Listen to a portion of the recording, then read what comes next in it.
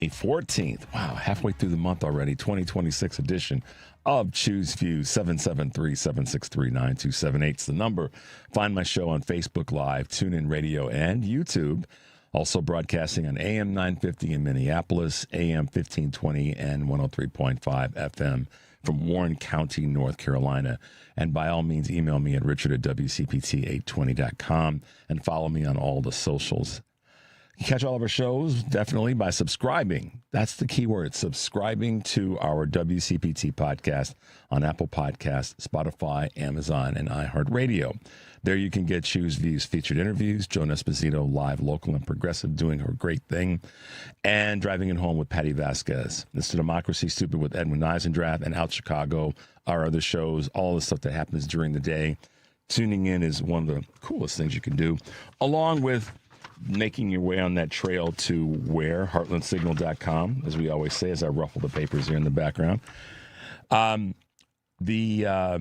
The Ohio governor's race is going to be really interesting. Dr. Amy Acton, that's who we should be voting for and helping the people in Ohio vote for, not even giving a look at Vivek Ramaswamy. He is going to be a terror to the state of Ohio and by default a terror to any of the contiguous states or the rest of the country, frankly. And when Ohio was trying to bounce back, and I say that with all due respect to the state that it was a number of years ago, we don't need Vivek Ramaswamy as its governor. His anti-abortion record is just horrible. And so just by making your way over to Heartland Signal, that is one of the articles that you guys can check out. One of the other ones that I think is great is, and I've got some stuff that I printed out and left in my office, but Illinois Governor J.B. Pritzker says Chicago should hold the Democratic National Convention for the second time in a row because Donald Trump can't keep Chicago out of his mouth. So I'm all for it. I think that we pulled off a great, great convention in 2024, and I see everything right with us doing it again. I know some people sent me text messages yesterday saying, we should go to a city and or a state that's a red state. And I get that there might be some sentiment in that regard. I also think that we should, I can agree with that or I can disagree with it. I can, for lack of better words, I can both sides that conversation. But Chicago's my home. It's our home. It's our place. I think that we do well here to have. We would do well to have it here in Chicago. So I'm going to be advocating for that. I'm going to be speaking positively to that. And those who live here, I can say that you probably can't find, unless you're just being difficult, something bad about the convention that we had here for 2024. I can't think of anything that went so sourly wrong. In fact, it was a bright spot for the city of Chicago, the state of Illinois, and candidly, the Midwest. So there you go. But that's a good article at Heartland Signal that you guys can check out and pass along. So make your way over there. On today's show, Matt Pierce. I'll be talking with Matt Pierce, Indiana State Rep. We've had on the show. We're looking forward to talking with him about Indiana stuff. I thought we'd focus on that a little bit this week. We've had a couple of guests, and of course, our good friend Kurt Mullett yesterday. Then we're staying in the Midwest, making sure that everybody knows what's going on. Haley Stevens, I had a chance to chat with her. That's an interview that we'll have on in the 7 o'clock hour. And then Adam Klasfeld, who's a co-founder of All Rise News, will be with us in the 7:30 hour to talk a little bit about what's happening with our courts and some of the court cases on the Supreme Court level, and get into some of the things that are taking place locally, or when I say that, I mean on a statewide basis with some of these state legislatures and things that they're passing and dragging us through, even from afar, like down in South Carolina, which I'm going to get to that a little bit after we come back from this first break. So that's who's going to be joining us today. Looking forward to having those conversations, and we want to hear from you. So Henry will open up the lines in a little bit. Give us a call. We'll try to get you on. What we've been trying to do, if we can't get you on, given the guests that we have, is at least having the question be that you can share with Mike, and then we share it with each other so we can at least talk about what it is. But we're going to work on that, trying to get some space for you guys to be on more regularly when it comes to calls. We've been blessed with that, so we want to be able to, try to lean into it a little bit more. Today's question, the question of the day, you guys may not give a darn about what I'm about to ask, or the question I'm going to ask, but I am curious because of something that it was a visual with this trip to China that made me think about this. And I think it's probably been in the back of my mind for a little bit.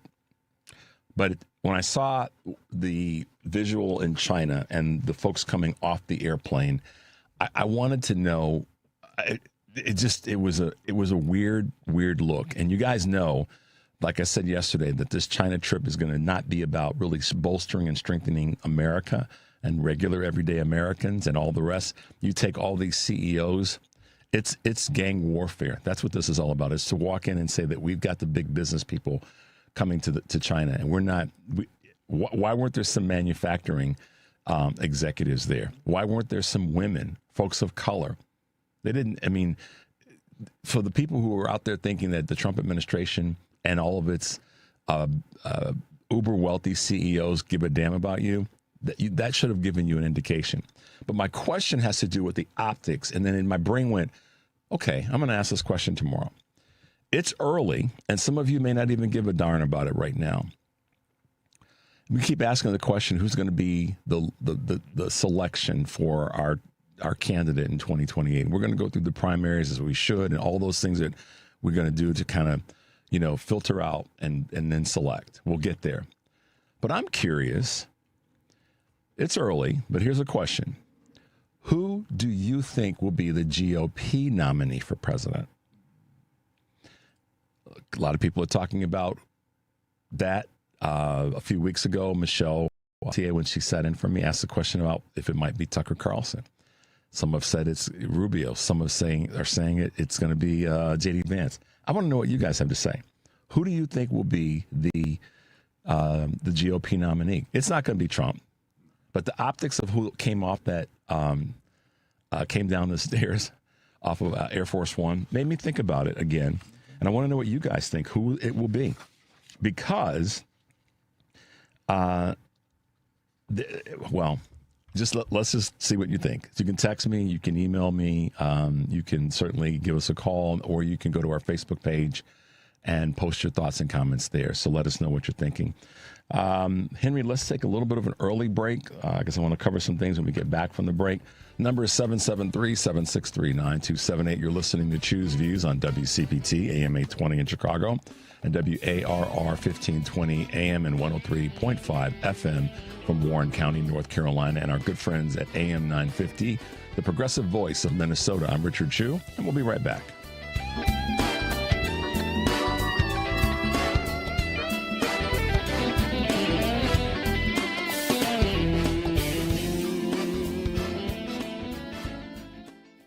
This is a WCPT moment in labor. On March 25th, 1911, in Manhattan, a fire at the Triangle Shirtwaist Factory killed 146 workers, who were mostly women.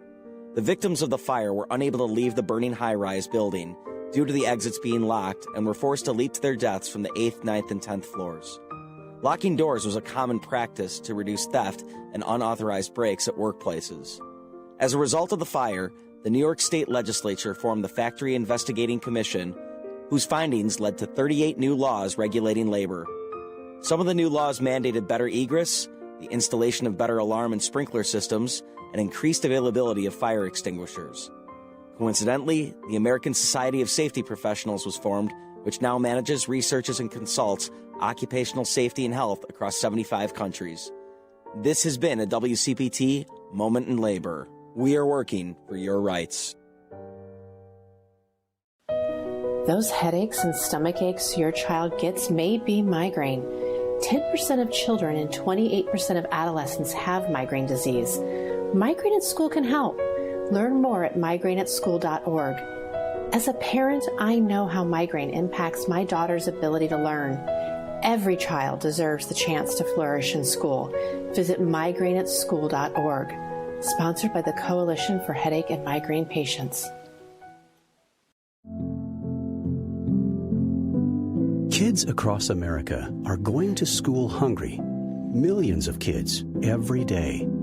But one simple thing can help change all of this for a hungry child in America. Good, healthy food and the energy it brings. With help from caring people across America, No Kid Hungry is providing healthy meals and hope to hungry kids so they can build better futures. To learn more about ending child hunger in America, go to helpnokidhungry.org today. You're listening to WCPT 820 because facts matter.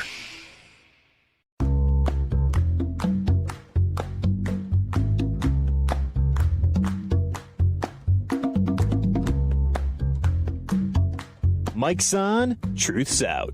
This is Chew's Views with Richard Chew. All right, guys, welcome back to the show. A couple of quick Chew's Views news items on this May 14th, 2026. BuzzFeed on the verge of bankruptcy gets a new leader. You guys are familiar with comedian turned media mogul Byron Allen. He's purchasing a controlling stake of BuzzFeed and taking over as CEO from founder Jonah Peretti. Under the terms, Allen, who recently purchased Stephen Colbert's late-night slot on CBS, paid $120 million for a 52% stake in the struggling digital publisher. Allen said he plans to expand BuzzFeed and HuffPost into free streaming video, audio, and user-generated content. And this is a guy who gets it in terms of where we need to be with information delivery, and he sits in the right spot when it comes to some social and political issues. So I'm going to be cheering for Byron Allen to do well in this space. Walmart's streamlining push to affect 1,000 employees. They plan to lay off or relocate 1,000 staffers in the effort to streamline its global technology and product teams. According to the Wall Street Journal, the corporate restructuring follows a review by Walmart's top executive, Suresh Kumar, on operational efficiency, as well as around 100 layoffs in its corporate hub in Hoboken, New Jersey. Princeton is reversing its 1893 honor code on fears of AI cheating. The Princeton faculty this week voted to mandate the presence of proctors during exams, effectively overturning the school's 133-year honor code to combat a rise in AI-assisted cheating. Princeton has let students take tests without supervision since 1893, but Dean Michael Gordon wrote that many students and professors believe cheating on in-class exams has become widespread. Quote, a survey conducted by the Daily Princetonian student newspaper last year found that 30% of seniors admitted to cheating on their schoolwork. Wow. That's crazy, Henry. Inflation is outpacing wage growth and squeezing consumers. It's risen to 3.8% year over year, according to the latest data from the Labor Department, outpacing wage growth of 3.6%. And just you can match that up with the GDP and our debt. Our debt has become 106% of GDP. Hasn't happened in decades.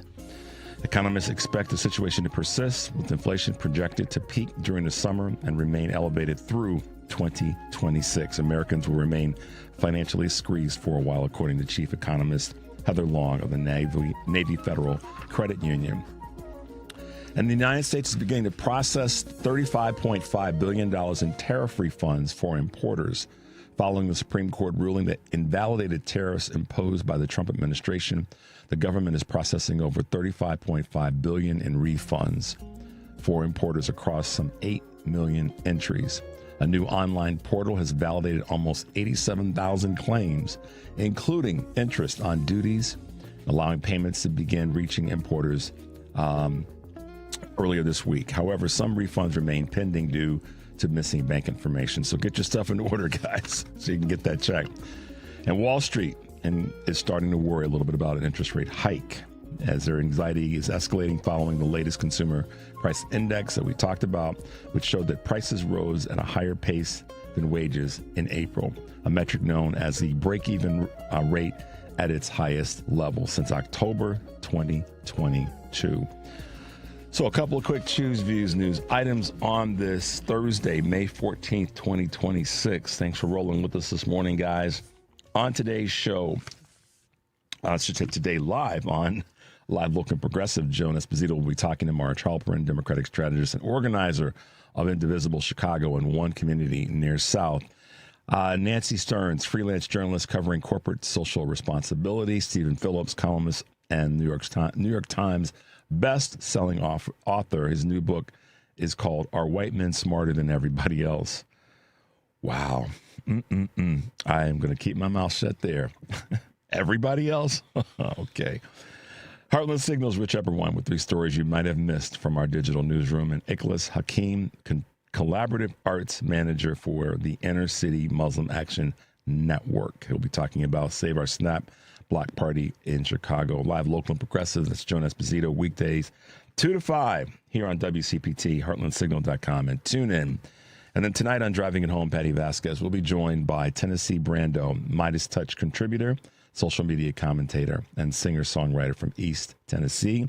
That's Driving It Home with Patty Vasquez, weekdays 5 to 7 here on WCPT, Heartland Signal website, tune in, YouTube, and Facebook.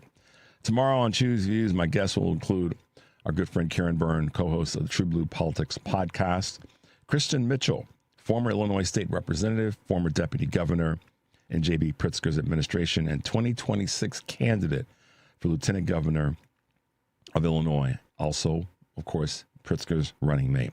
And Amy McGrath, candidate for U.S. Senate in Kentucky.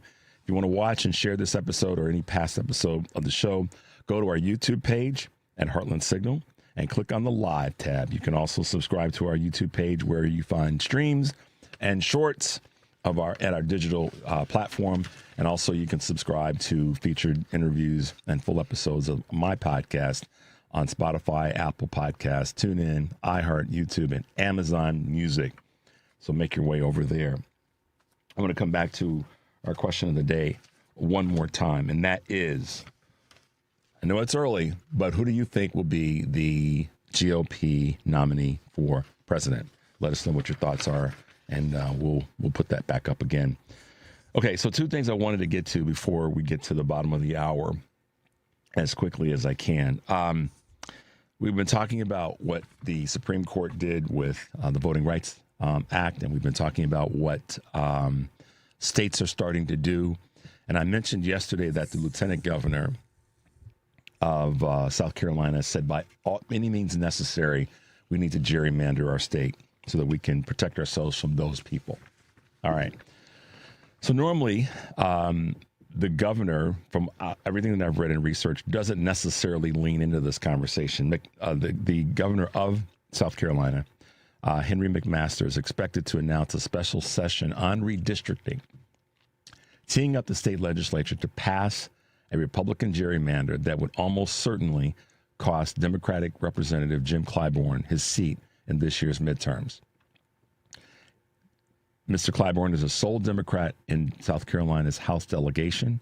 A new map would dismantle his district, leaving the state with 7 likely red seats and no Democratic-leaning one. McMaster's plan, confirmed by 4 people familiar with the decision who were granted anonymity to share private details, is a reversal, and this is the key thing that I was making a point of earlier, is a reversal of his position earlier this month and follows pressure from Donald Trump and his allies to gerrymander the state. The looming special session comes after 5 Republican state senators voted with Democrats to block a measure that would have allowed them to redraw South Carolina's districts this cycle without a call from McMaster. He made the call. The special session will allow lawmakers to pass a new map with a simple majority, making it likely to advance, giving the GOP that 1-seat margin. That is racism at its finest. He got a call from Donald Trump and said, hey, dude, you got to lean in on this one because I need it because they're going to come after me if they hold it. If they hold the seats that they have and they pick up the ones that they're anticipated to pick up.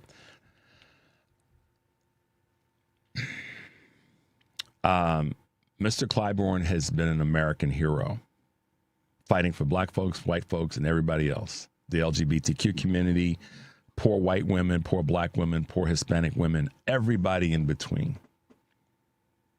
And because this weak-ass president that is sitting in the White House has been who he is, he's now threatening governors to gerrymander their states, to lean into something that the legislature really should be the ones to make the decision on, because that's what the state's electorate put them in that place to do. So I'm pissed off about that, because when I hear people say, oh, come on, Chew, pull yourself up by your bootstraps, racism's over, we elected a black dude as president, all these stupid A comments, it frustrates me, and I'm not going to hide that because it would be irresponsible for me to hide it, but to do something about it. So I would suggest that anybody that lives in South Carolina or anywhere in the country, spend some time in the next couple of days calling the governor's office in South Carolina and let Governor Henry McMaster, know, stay out of this. Let the legislature's will is the will of the majority of the people. And even Republicans in the state sided with the Democrats. 5 Republican state senators voted with the Democrats. And I think they did that I'm gonna make some assumptions here for 2 reasons. One, maybe they, in the back of their minds, want to play fair. I'm just going to say maybe they're moderate Republicans in South Carolina. They want to play fair. They know that that's not the right thing to do. Or maybe politically they're worried about being primary like what happened in Indiana. Don't know, but I'll take the vote because they voted in a way that ultimately is what the people who voted for them to put them in those state seats decided to do. So that's one. That's one of the things I wanted to hit on today. There's a lot more I could talk about with this, but with the time being what it is, I have to stay on point. The second thing is political chaos. And that article, you can, I can get that to you guys if you want more information on that. Political chaos erupts after surprise Senate primary victory ends in a withdrawal. What am I talking about? Democratic candidate Cindy Burbank defeated anti-abortion Republican candidate William Forbes and then immediately stepped down. Okay, so why is this relevant? Why is this important? It's important because she beat the person that is a GOP candidate. And this is, of course, in a deeply red area in Nebraska. But what she decided to do, and I want to give the quote as quickly as I can, she said that if they're immediately stepping down, why? Because beating Republican Senator Peter Ricketts matters more than personal ambition. Instead of risking a split vote, Burbank is clearing the lane for Dan Osborne, a populist, pro-union independent who's already surging in the polls and giving Republicans absolute nightmares. She said, I don't want to split the ballot. I have no expectations of being able to win in November. Okay. California, y'all need to take a page out of her book. The people that are not going to win, that could get in the way of Becerra, who seems to be leading by a point or two now over Steve Hilton, and the other Republican whose name I can't call right now, I just lost it. Get out of the race. Get out of the race. And Katie Porter, we love the work that you've done. And the others, we love but get out of the race. We cannot have California slip into the hands of Republicans because of selfishness. Take a page out of Ms. Burbank's book. Follow her lead. Get out of the race and have those. And when you do it, get out of the race in a positive way. Get out of the race and endorse our leading candidate. That's what you do. You don't just walk out and be all pissed off. Get out of the race, endorse our leading candidate, and fall in line so we can win. That's what we have to do, Democrats. So this is one of those times where I'm going to criticize Democrats. Do the right doggone thing, California. Follow her lead, Cindy Burbank. And if you have a question about why she did it, pick up the phone and call her. If I can find this information, you sure as hell can. Let's take a quick break, guys. 773-763-9278. You're listening to Choose Views on WCPT AM 820 in Chicago and WARR 1520 AM and 103.5 FM from Warren County, North Carolina, as well as our good friends at AM 950, the progressive voice of Minnesota. I'm Richard Chu. And when we come back, we'll be talking with Indiana State Representative Matt Pierce. We'll be right back.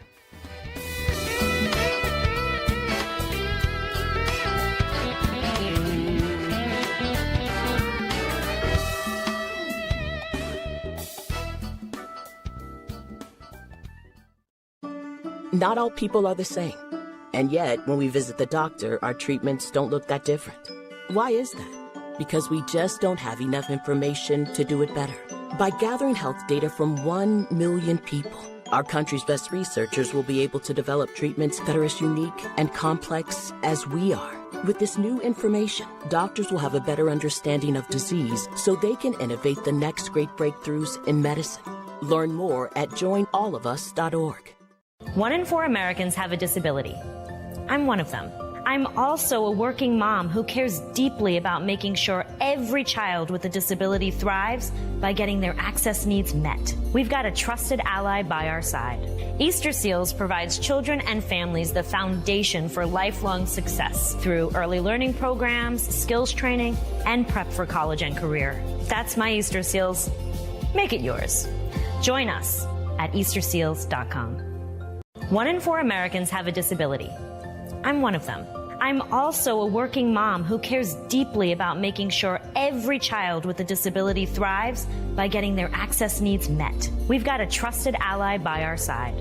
Easter Seals provides children and families the foundation for lifelong success through early learning programs, skills training, and prep for college and career. That's my Easter Seals. Make it yours. Join us at easterseals.com. Doctors Without Borders is delivering life-saving medical care where it's needed most in communities around the world.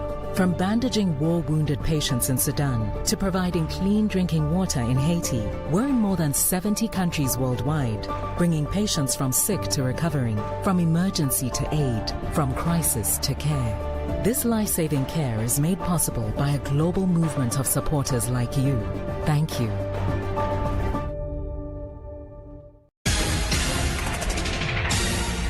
You're listening to WCPT 820. Here's the latest Chicago weather update. From the Weatherology Weather Center, I'm meteorologist Jennifer Wojcicki. See sunny skies here for today with a high into the upper 60s. Winds out of the east around 5 to 10 miles per hour.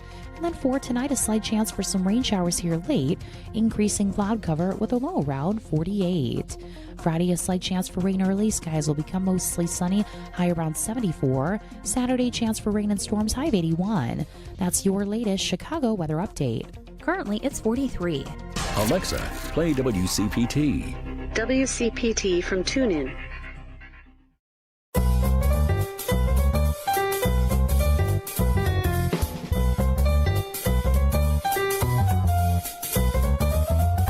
It's Choose Views, where we read more than just the headline.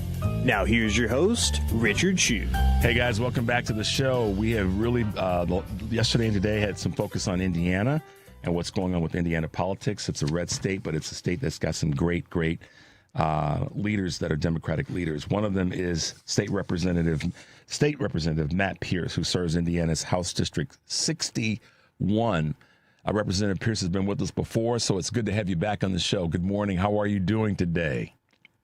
Good morning. I'm doing well. Looks like a beautiful day out there. Yeah. You're keeping everything on the rails in Bloomington and in your district. We're trying to. Of course, it's great. The primary season is behind us, so now we're all looking forward to the general election. Yes, we are too, as one of your neighboring states and one that believes in all the good things that Indiana has brought to us. We want to see some good things happen there. But it looks like old boy Orange Menace decided to weigh in on the gerrymandering conversation and put some money, quite a bit of money, in fact, into these primaries as it relates to the was it 7 Republicans that got primaried, or more that got primaried, but 7 that ended up losing their seats to even more radical Republicans. Talk a little bit about that from your perspective, Matt, and how you saw all that sort of shake down. Yeah, so there were 7 Senate Republicans who chose to vote against the president's demand for redistricting, gerrymandering the Indiana districts, and so he went after them. And he ended up taking out all but one, actually was reelected. And then there's a second one where the district right now, I think Spencer Deary, the senator from up around the Lafayette area, has like a 2-vote lead.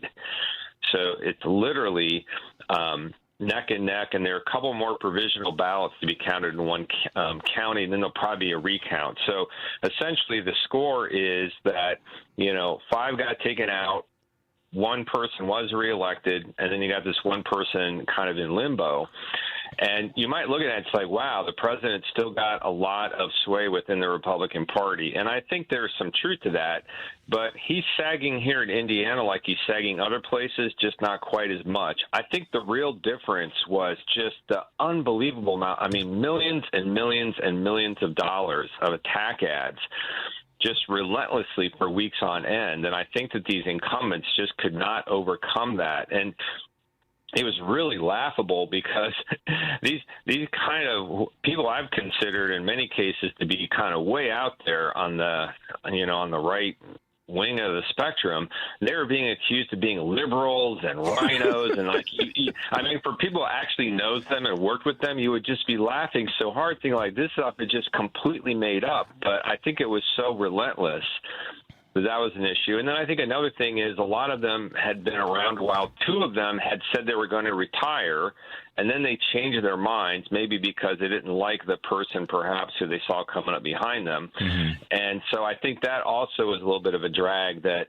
for people who are kind of like, maybe things are not going like we would want them to, let's do a change. I think the incumbents had to fight back against it as well. But I think at the end of the day, it was just these outside groups just relentlessly pounding them on TV for weeks on end. Representative, we had a similar thing happen here in Illinois during our primaries recently. You may have heard about it. I'm sure you're familiar with the organizations. And this one group, Fair Shake, and I know that they put their toe in the water in Indiana as well. They dropped somewhere in the range of $10 million on our primaries, all tech bro, crypto money that was going after our three Senate candidates, all three of them, and just depending on what day of the week. And they really heavily went in on Lieutenant Governor Juliana Stratton, who ultimately ended up winning the primary. But they were just, like you said, relentless ads that were going after her. And these guys have, from everything that I did to research, and I've said this a bunch of times, they have no physical presence here in Illinois. It's just outside money. Mm-hmm. And that's what's happening to you guys in Indiana. And we know it's going to happen more and more as we get closer to the upcoming elections in November. So how are you as a state rep helping the federal reps navigate this? Because we know that the gerrymandering of the redistricting in Indiana is all about protecting Trump from us taking back the House so that we can get his behind impeached again. So talk about how are you as Democrats? And you and I are laughing. We've got this, both of us are chuckling about this because of the insanity of it, because they're all afraid of this dude. How are you as Democrats there in the state working through this to get to a point where we can hold on to the things that we have in place in terms of elected offices? Yeah, I think one of the things is, that money it's frustrating to have this dark money coming in where you have these like 501c4 organizations set up and then they get money from, who knows who, and they spend that and you can't trace it back to the voter knows who's actually like talking to them in these ads, who are and if you do some detective work, maybe you can get a general idea of who's doing things, but you can't get the individual names of donors like you could with the regular campaign. So that's the frustrating part of it. But I think at the end of the day, we can beat that money if we have a lot of on-the-ground activity. And so particularly in the rural areas of Indiana, there's lots of new efforts now. For a long time, I think the Democrats just kind of said, well, forget the rural people. They're never going to vote for you. Just see if you can get the turnout up in urban areas or, parts of the district that maybe are more Democratic. And I think that people are beginning to recognize that, particularly with, Trump and what he's done to the ag community is unbelievable. He's killed their soybean markets with his tariffs, and then this war in Iran has caused the farmers, input costs, their fertilizer, all that kind of stuff to go through the roof. It's not a happy story for people in these rural areas who depend on the agricultural economy. So I think what needs to happen is, because the Democrats have not been in those areas out talking to people and really trying to win those voters back because they figure, well, that's too hard to do. The caricature of Democrats, of kind of the urban Democrats who get wrapped up in these kind of, more social issues as opposed to the kind of bread and butter stuff. I think that's what we need to overcome. And I think that's ultimately the end of the day. We just have to have a lot of people out there knocking on doors, talking to their neighbors, and really getting people engaged. Do we have the money to do? Listen, there's a critique out there pretty much every Democrat that's running, certainly for federal offices, and it's now even made its way to you guys who are state representatives, not just in Indiana, but throughout the country, that, you can't take any money from PACs, you can't do this, you can't do that. And I'm of the mindset, I'm glad you used the word dark money. It takes money right now to run in elections. It just does. And that's unfortunately the reality where we are. But maybe the upside of this is if we keep doing what Senator Sheldon Whitehouse is doing, which is outing the dark money and and pushing for transparency, then at least we can kind of balance the scales a little bit. And maybe I'm crazy, but do we have the money in Indiana to do the work that you just said is needed to have those voters be out there? Yeah, it's difficult. The Democrats are always being outspent 2 to 3 to 1 on this stuff, and you have to fight back on that. And it is interesting because you're right. There are some groups from the left who essentially say you can't take any corporate money, any PAC money, because that's all tainted. In the meantime, you have the money from those same people gushing in on the Republican side.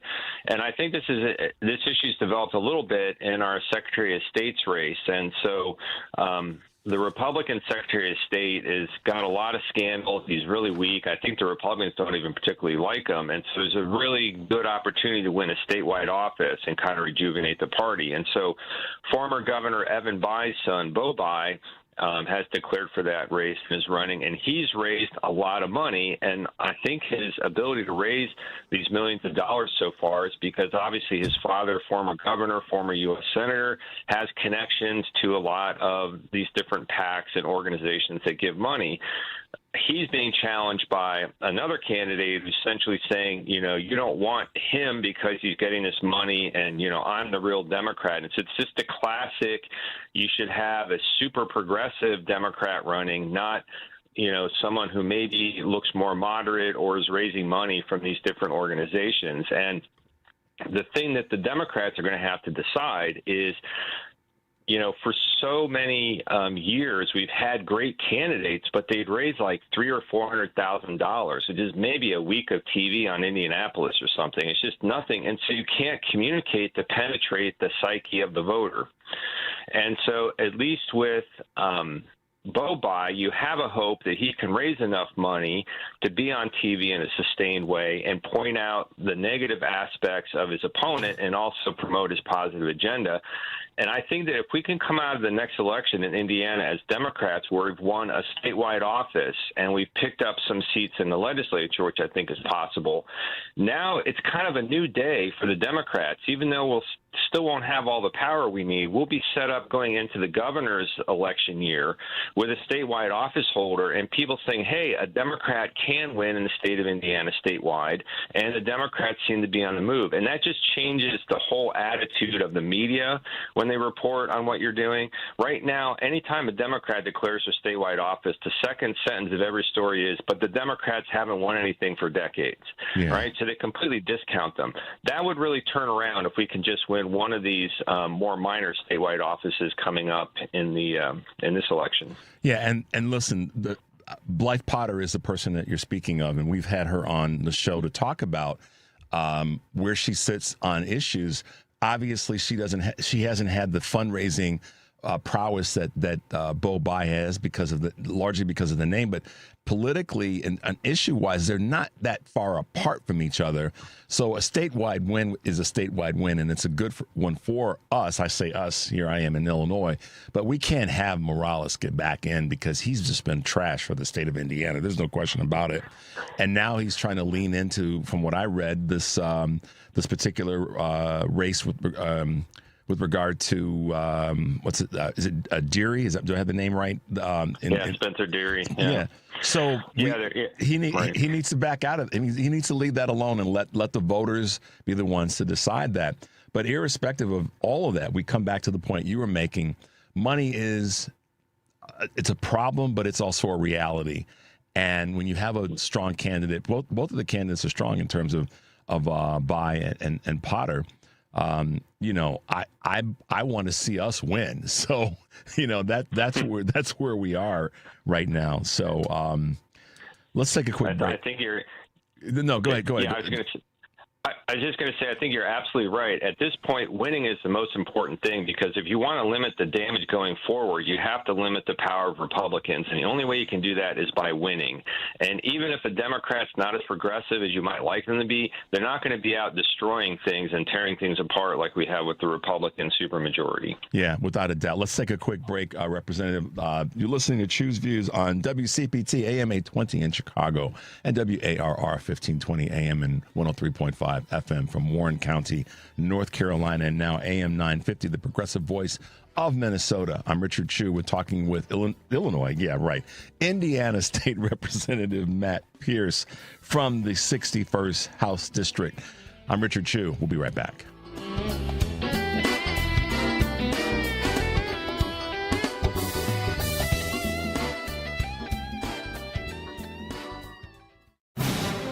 This is a WCPT Veteran Minute. In the heart of World War II, while the skies rumbled with the roar of combat, a groundbreaking squad of pilots emerged from the segregated South, the Tuskegee Airmen. An elite group of African-American pilots defied the odds with their courage and skills. Trained at the Tuskegee Army Airfields in Alabama, they became the first black aviators in the U.S. military. Despite facing racism and skepticism, they soared through the skies, unmatched precision, escorting bombers and earning a distinguished reputation for their bravery. Their red-tailed P-51 Mustangs became a symbol of excellence and resilience, and in 2007, the Tuskegee Airmen were finally honored as they were awarded the Congressional Gold Medal. These aviators didn't just fight for victory in the air, they battled for equality on the ground, forever altering the landscape of the American military and inspiring generations to come. This has been a WCPT Veteran Minute.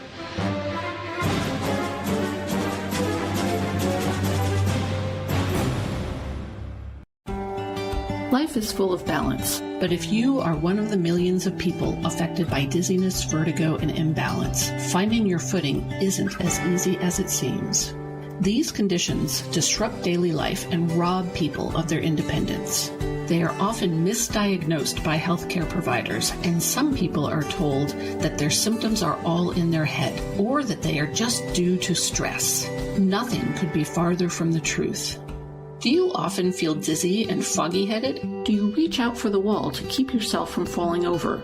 Do you experience a constant ringing in your ears? If you answered yes, you might have a problem with your inner ear. But there's hope. Visit liferebalanced.org or call 800-837-8428 to learn how you can get better. Again, that's 800-837-8428. Sponsored by the Vestibular Disorders Association. Chicago's Progressive Talk, WCPT 820, where facts matter.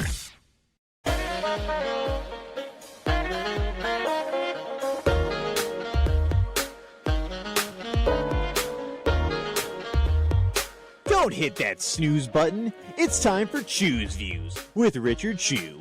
Hey guys, welcome back to the show. I'm Richard Chu. If you're just tuning in, this is Choose Views, and we are talking with Indiana Democratic member of the Indiana House of Representatives, Representative Matt Pierce. Representative, if Blythe Potter wins or if Bo Bai wins, what I want to see happen for Indiana is that there's a unity in the party, that they pull from the particular groups that they more directly represent in terms of Bo being more moderate and Blythe being more progressive, if you will, and find that nexus. Bring the voters and the people together and say, listen, this person got the nomination, but our party is strong in Indiana. Going back to what you said about what's important is that it shows that we can win a statewide office in Indiana. That to me is a drawing. It's a way to draw a line in the sand to Republicans. Your thoughts there?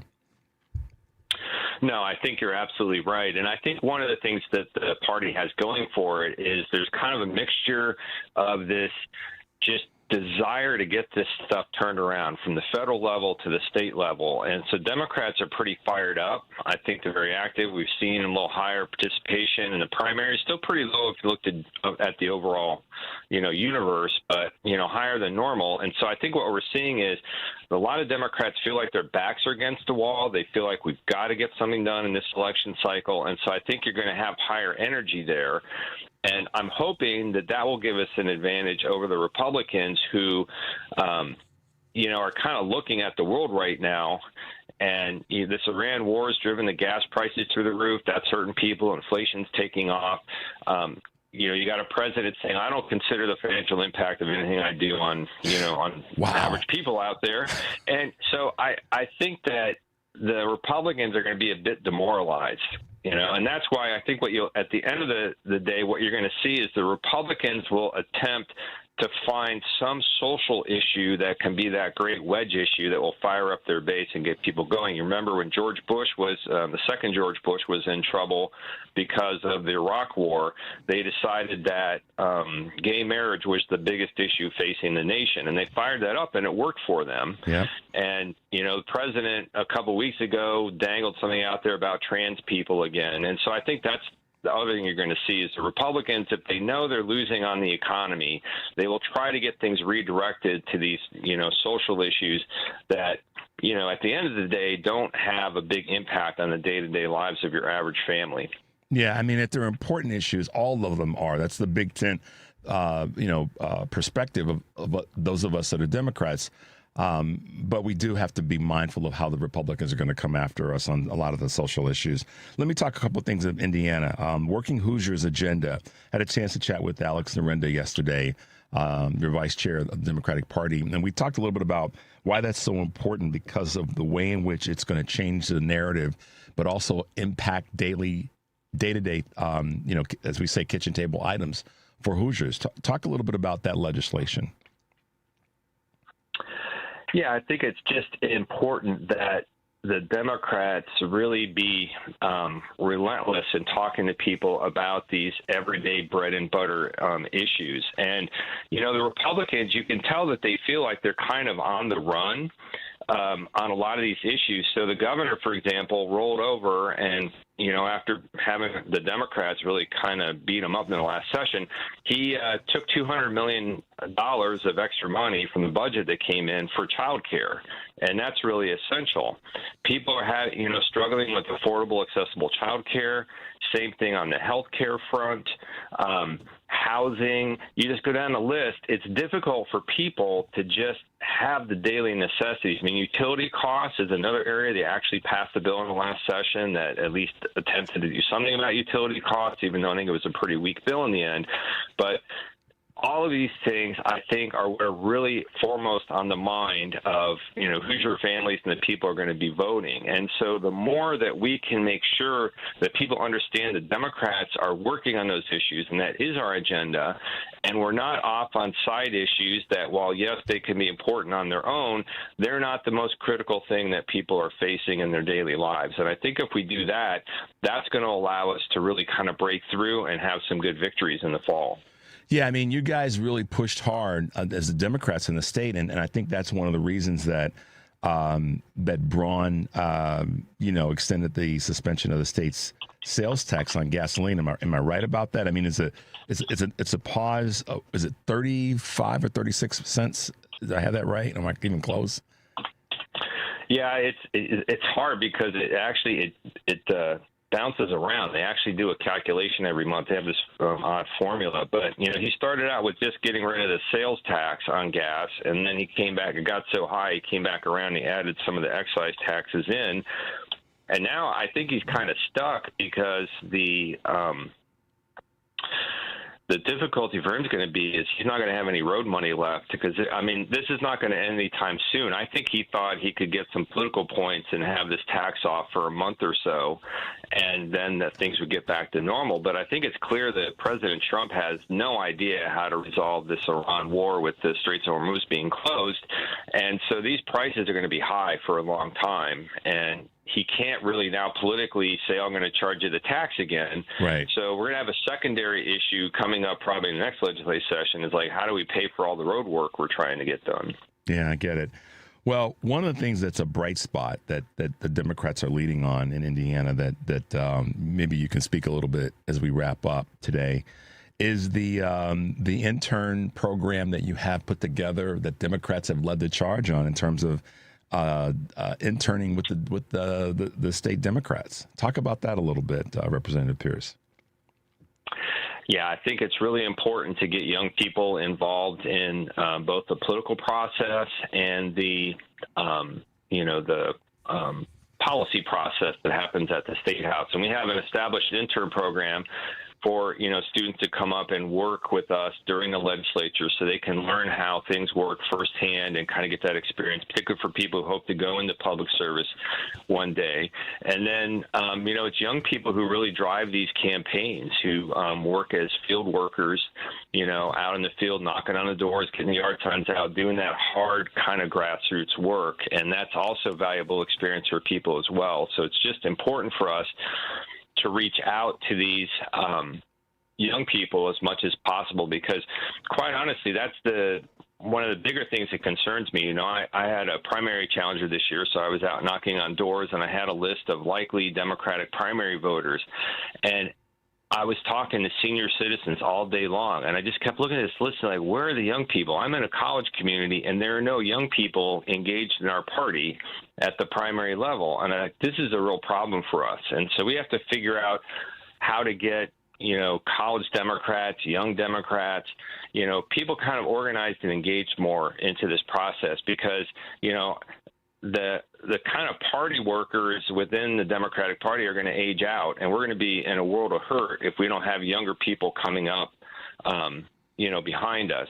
And I think that's one reason why, a Bobai is somebody, who's an Blythe Potter as well, but they're younger candidates, right? And so I think that people can relate to them a little bit more. So we've got to kind of get a youth movement going within our party. And that's one of the reasons why I was saying that what I think is an opportunity is whoever ends up being the nominee for the Democratic side of this, it's going to be good for us because of the fact that they are bringing some younger energy, and maybe that's the bridge to get more younger individuals involved in the process. One of our contributors to the show, his name is Kurt Mullett, and he has a podcast, Hoosier Blue 63. He's really been fighting hard to get more young voices out and more young people involved in the process in Indiana. He's in a super red area of Indiana, and he's like one of the few Democrats there, but he's pushing hard for what you just said, which is to make sure we get more younger voters involved in the process. So, Representative Pierce, I really appreciate you hanging out with us this morning. It's always great to talk to you and your clarity on these issues, and I just always enjoy when we have a chance to chat for a little bit. Sure thing. I always enjoy it as well, and have a great day. You too. We'll talk with you soon. Stay safe. Be well. Bye now. Bye-bye. All right, guys, let's hit that break. It's the top of the hour, and the number, of course, is 773-763-9278. You're listening to Choose Views on WCPT AM 820 in Chicago, WARR 1520 AM and 103.5 FM from Warren County, North Carolina, and AM 950, the progressive voice of Minnesota. When we come back, you'll be hearing from Haley Stevens, who is a Michigan State Congresswoman and running for U.S. Senate in the state of Michigan. We'll be right back.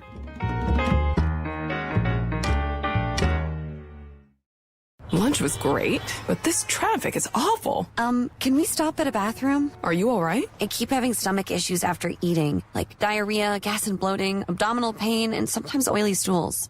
Sound familiar? Those stomach issues may actually be a pancreas issue called exocrine pancreatic insufficiency, or EPI. Creon pancrelipase may help manage EPI. Creon is a prescription medicine used to treat people who can't digest food normally because their pancreas doesn't make enough enzymes. Creon may increase your chance of fibrosing colonopathy, a rare bowel disorder. Tell your doctor if you have a history of intestinal blockage or scarring or thickening of your bowel wall, if you are allergic to pork, or if you have gout, kidney problems, or worsening of painful swollen joints. Call your doctor if you have any unusual or severe gastrointestinal symptoms or allergic reactions. Take Creon as directed by your doctor and always with food. Do not chew capsules as this may cause mouth irritation. Other side effects may include blood sugar changes, gas, dizziness, sore throat, and cough. These are not all the side effects of Creon. Call 800-633-9110 or visit creoninfo.com to learn more. That's CREONinfo.com. I'm asking my doctor about EPI and if Creon could help. Amazon Business. Discover smart business buying, where unmatched selection meets AI-driven tools to simplify complex processes so you can focus on what matters most. Learn more at amazonbusiness.com. I'm Marcela Sanchez with an AP News Minute. President Trump described his first day in Beijing as a fantastic day as he opened the banquet toast held in his honor. He described his talks with Chinese President Xi Jinping as extremely positive conversations. I'd now like to raise a glass and propose a toast to the rich and enduring ties between the American and Chinese people. It's a very special relationship, And I want to thank you again. This has been an amazing period of time. Thank you, President Xi. Trump also extended an invitation to Xi and his wife to visit the White House at the end of September. The British military says a ship anchored off the coast of the United Arab Emirates has been seized and is heading toward Iranian waters. The United Kingdom Maritime Trade Operations Center says it received reports that the vessel was taken by unauthorized personnel while anchored 38 nautical miles northeast of the UAE port of Fujairah, near the Strait of Hormuz. Authorities say a massive Russian drone and missile attack on Ukraine has demolished an apartment block in Kiev and wounding 33 others.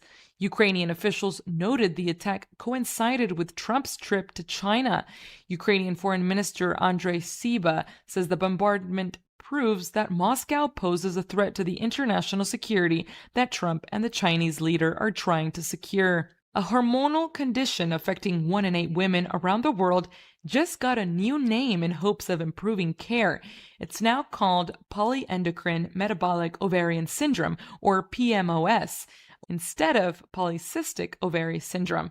Researchers and supporters of the change say the old name, often shortened to PCOS, is inaccurate. This is AP News.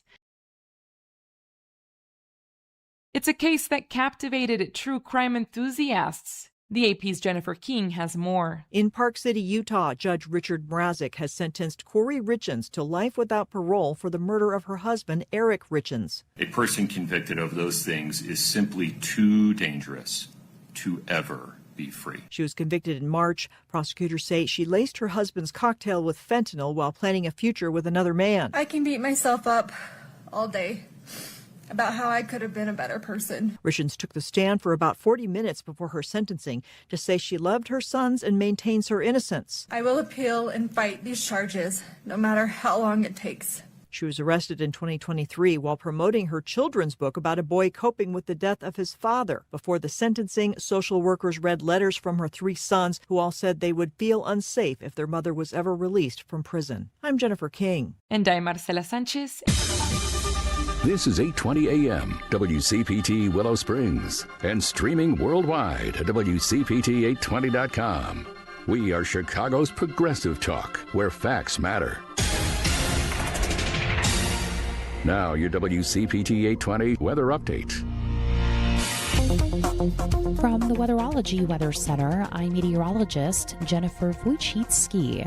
See sunny skies here for today with a high into the upper 60s. Winds out of the east around 5 to 10 miles per hour. And then for tonight, a slight chance for some rain showers here late, increasing cloud cover with a low around 48. Friday, a slight chance for rain early. Skies will become mostly sunny, high around 74. Saturday, chance for rain and storms, high of 81. That's your latest Chicago weather update. Currently, it's 45. I've tried everything to stand out at work. Donuts, a company coffee blend, even dressed as the company mascot for Halloween. There's an easier way. A ComEd facility assessment. Their engineer gave my company free insights and actions that saved us $732,000 on energy. Easy, right?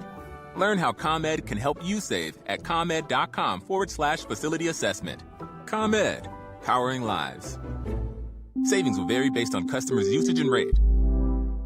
1 in 4 Americans have a disability. I'm one of them. I'm also a working mom who cares deeply about making sure every child with a disability thrives by getting their access needs met. We've got a trusted ally by our side. Easter Seals provides children and families the foundation for lifelong success through early learning programs, skills training, and prep for college and career. That's my Easter Seals. Make it yours. Join us at easterseals.com.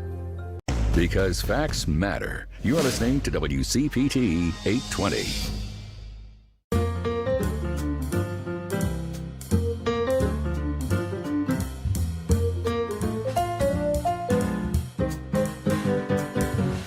No fake news here. It's Choose Views with Richard Chew. Well, welcome back to Choose Views. We have a great bench, guys. I've been saying this for the longest time. We have a great bench. Folks that are currently holding office on a local, state, and federal level, and those that are running for office, some new, some that are going to the next step. from where they currently are. And with us this morning is Michigan Congresswoman, U.S. Representative from Michigan's 11th Congressional District, Haley Stevens, a true Michigander. Good morning, Madam Congresswoman, and welcome to Choose Views. Hey, thank you so much. I'm so geeked to be here. Well, it's good to have you with us. And, you know, I have so much to talk to you about, so many questions to ask you, but I want to stay kind of focused because I know that we got to get to some really serious things that are going on. Donald Trump just is in China right now, and he took a whole legion of tech bros and a bunch of guys, specifically white guys, who are not fully representative of where we are or should be as a country right now. As a congresswoman, what are your thoughts? What are folks from the DNC saying about this, or from the Democratic Party in general, with this trip to China by Trump? Yeah, well, you know, look, we're competing against China and have for a long time. I sit on the Select Committee on Strategic Competition between the U.S. and China. And while we're competing with China, we don't want to become China, right? Mm-hmm. We don't want to be adopting autocracy. We don't want to be adopting this extraordinary wealth creation. You know, you talk about the tech crew that's there with him, you know, the extraordinary concentration of wealth in this country. And the one thing as a Michigander that has had my heart palpitating for a long time now, years in advance of this visit, is making sure that we do not let Chinese cars into this country. Mm-hmm.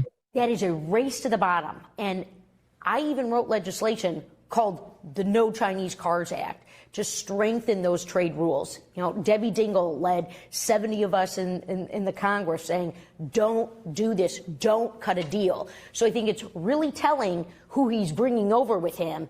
It's not my voice. It's not the voices of Michigan. And by the way, we've been screwed over by this president in his trade policies. You know, he didn't start a trade war with China. He started one with Canada. Yeah. He started a trade war with Canada. I mean, we are paying the price as Michiganders. It's not acceptable.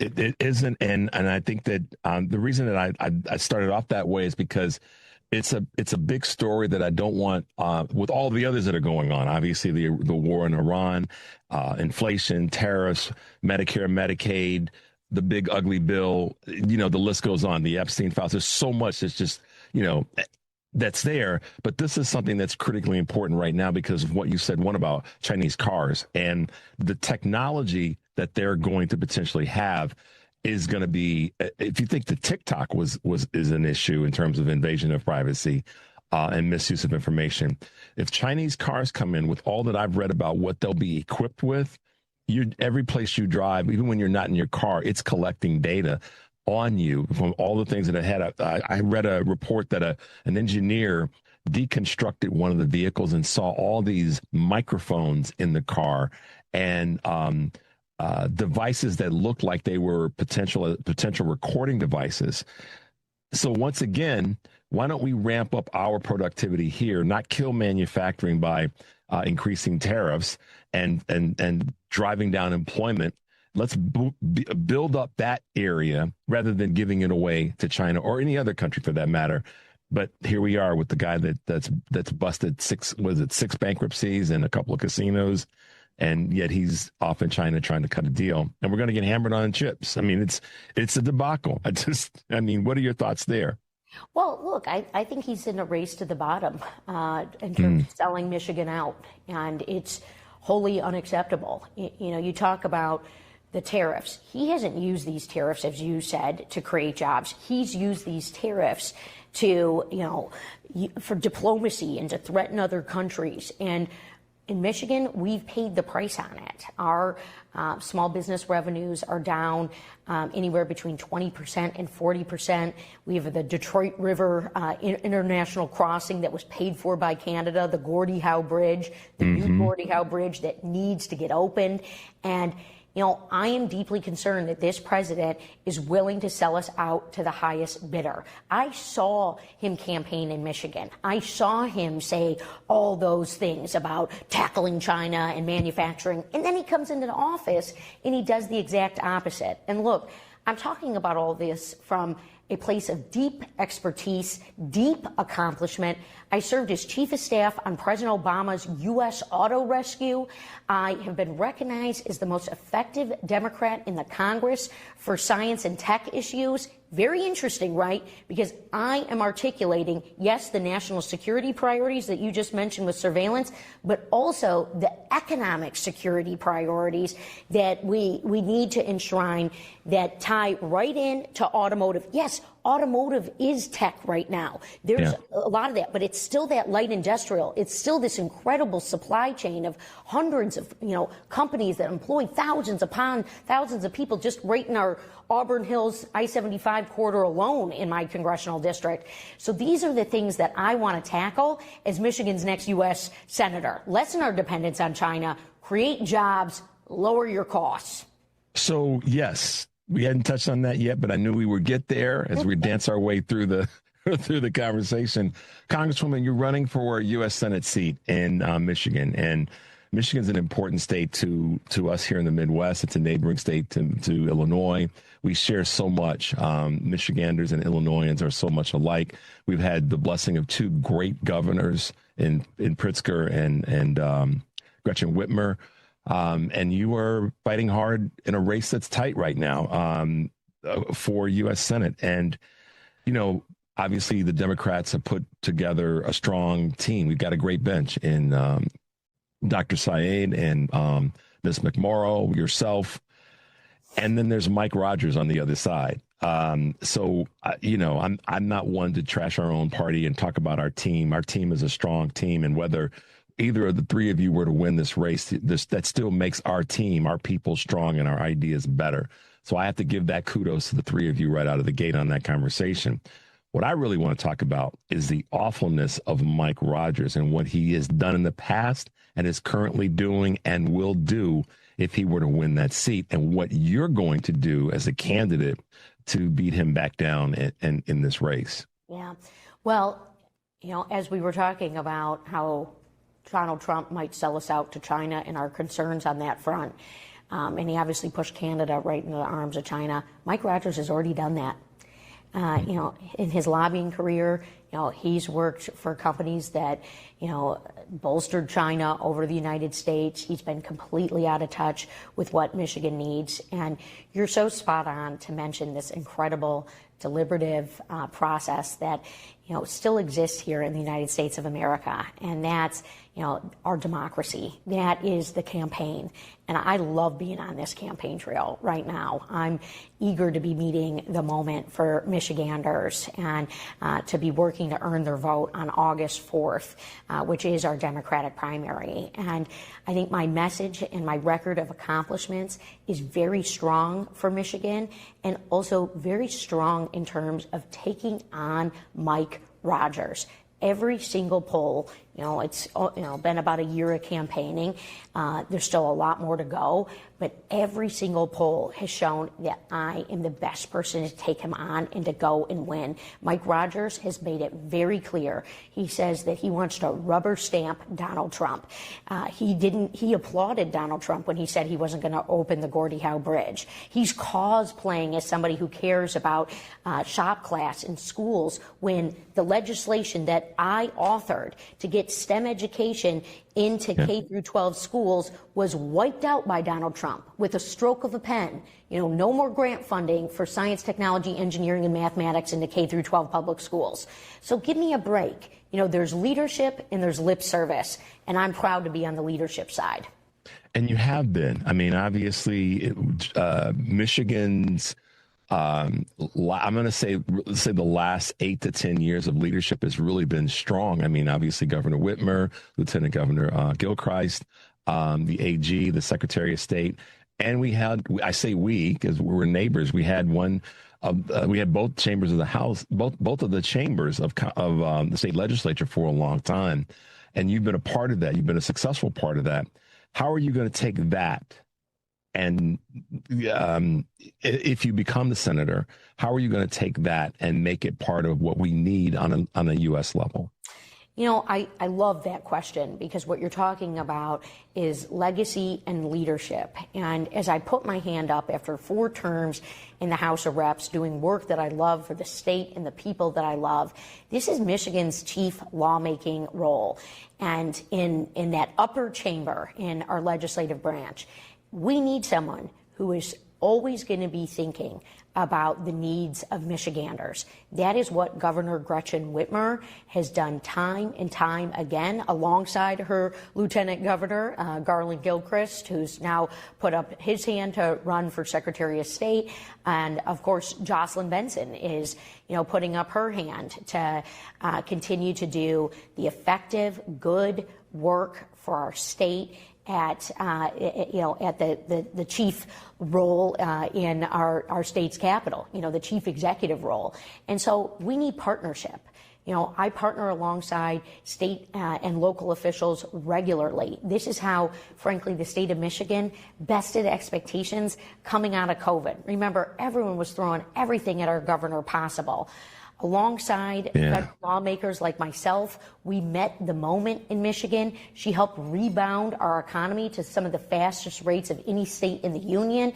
And she's continuing to make sure that the taxpayer dollar is used effectively. I know your viewers listening here, they care very deeply, and they are feeling it deeply about the money in their pocket. Right? We need more money in people's Apple wallets, in their pockets, in their bank accounts, and on. And that's also about tax fairness and good policies that effectively use tax dollars, which are, the viewers' dollars that they pay into, state and federal, but save them money on the back end. Save them money as we're trying to fix the dam roads. Save them money as we're trying to fix the water pipes and keep our water safe and address some of the environmental racism that came down on communities. So you're getting me all fired up here, but that's what we got to do. This moment for Michigan, alongside some of the incredible leaders that we've had for a long time now in our state. Yeah, absolutely right, Congresswoman. You're listening to Choose Views on WCPT AM 820 in Chicago and WARR 1520 AM and 103.5 FM from Warren County, North Carolina. And now our good friends at AM 950, the progressive voice of Minnesota. I'm Richard Chu. We'll be right back.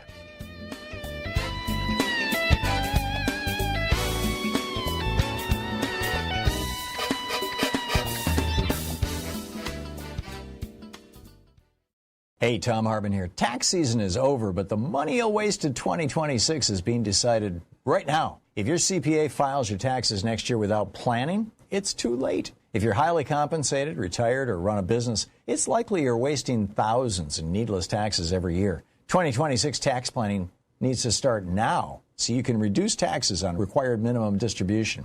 Grow money safely with tax-advantaged market gains. Make educated decisions instead of winging it. And legally shelter thousands through 2026 tax planning. Take their free 3-minute online tax damage assessment. See if you're okay or being bled dry. Visit brookfieldtaxplanning.com. That's brookfieldtaxplanning.com. Or call 708-485-3439 so you don't overpay taxes ever again. Call 708-485-3439 now. That's brookfieldtaxplanning.com. Or call 708-485-3439. Life is full of balance, but if you are one of the millions of people affected by dizziness, vertigo, and imbalance, finding your footing isn't as easy as it seems. These conditions disrupt daily life and rob people of their independence. They are often misdiagnosed by healthcare providers, and some people are told that their symptoms are all in their head or that they are just due to stress. Nothing could be farther from the truth. Do you often feel dizzy and foggy-headed? Do you reach out for the wall to keep yourself from falling over? Do you experience a constant ringing in your ears? If you answered yes, you might have a problem with your inner ear. But there's hope. Visit liferebalanced.org or call 800-837-8428 to learn how you can get better. Again, that's 800-837-8428. Sponsored by the Vestibular Disorders Association. Hey Google, play WCPT. Streaming Chicago's progressive talk from TuneIn.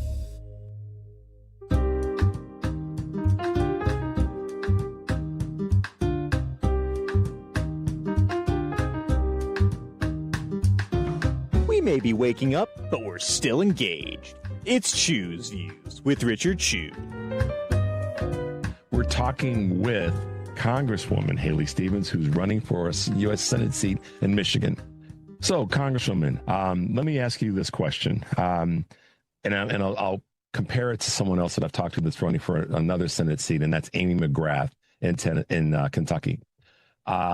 She's really, really, really driven by two words: affordability and accountability. If she were to win this seat in Kentucky, and a lot of people are concerned about affordability, as we all should be, that are running for office and those that are in this fight together. But a lot of folks want to see, and these are my words, not yours or Amy's. A lot of folks want to see some people go to jail because of the just corruption that's taking place with this administration, this cabinet, and candidly, some of your non-colleagues on the right when it comes to the money, when it comes to the behavior, when it comes to Epstein, and the list goes on. Where do you sit when it comes to those two together? And I've got a third one that just dropped on all of our laps 2 weeks ago, but affordability and accountability. Yeah, and you're talking about the complicit class in the Congress. Yes. Whose heads are in the sand, letting this president trample over our Constitution and trample all over our rights. And this president has to be stopped. He has to be reined in. Just to give you a purview of some of the efforts that I've embarked on this legislative session of Congress. And remember, I am recognized, from terms previous as the most effective Democrat for my state. I know how to cut deals. I know how to get things done.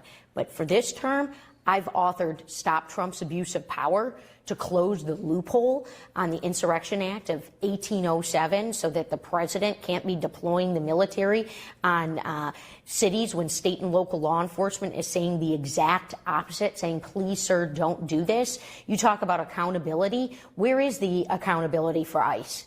Where is it? Where are the prosecutions? So I've authored the ICE Accountability Act to say, guess what? We need a special prosecutor.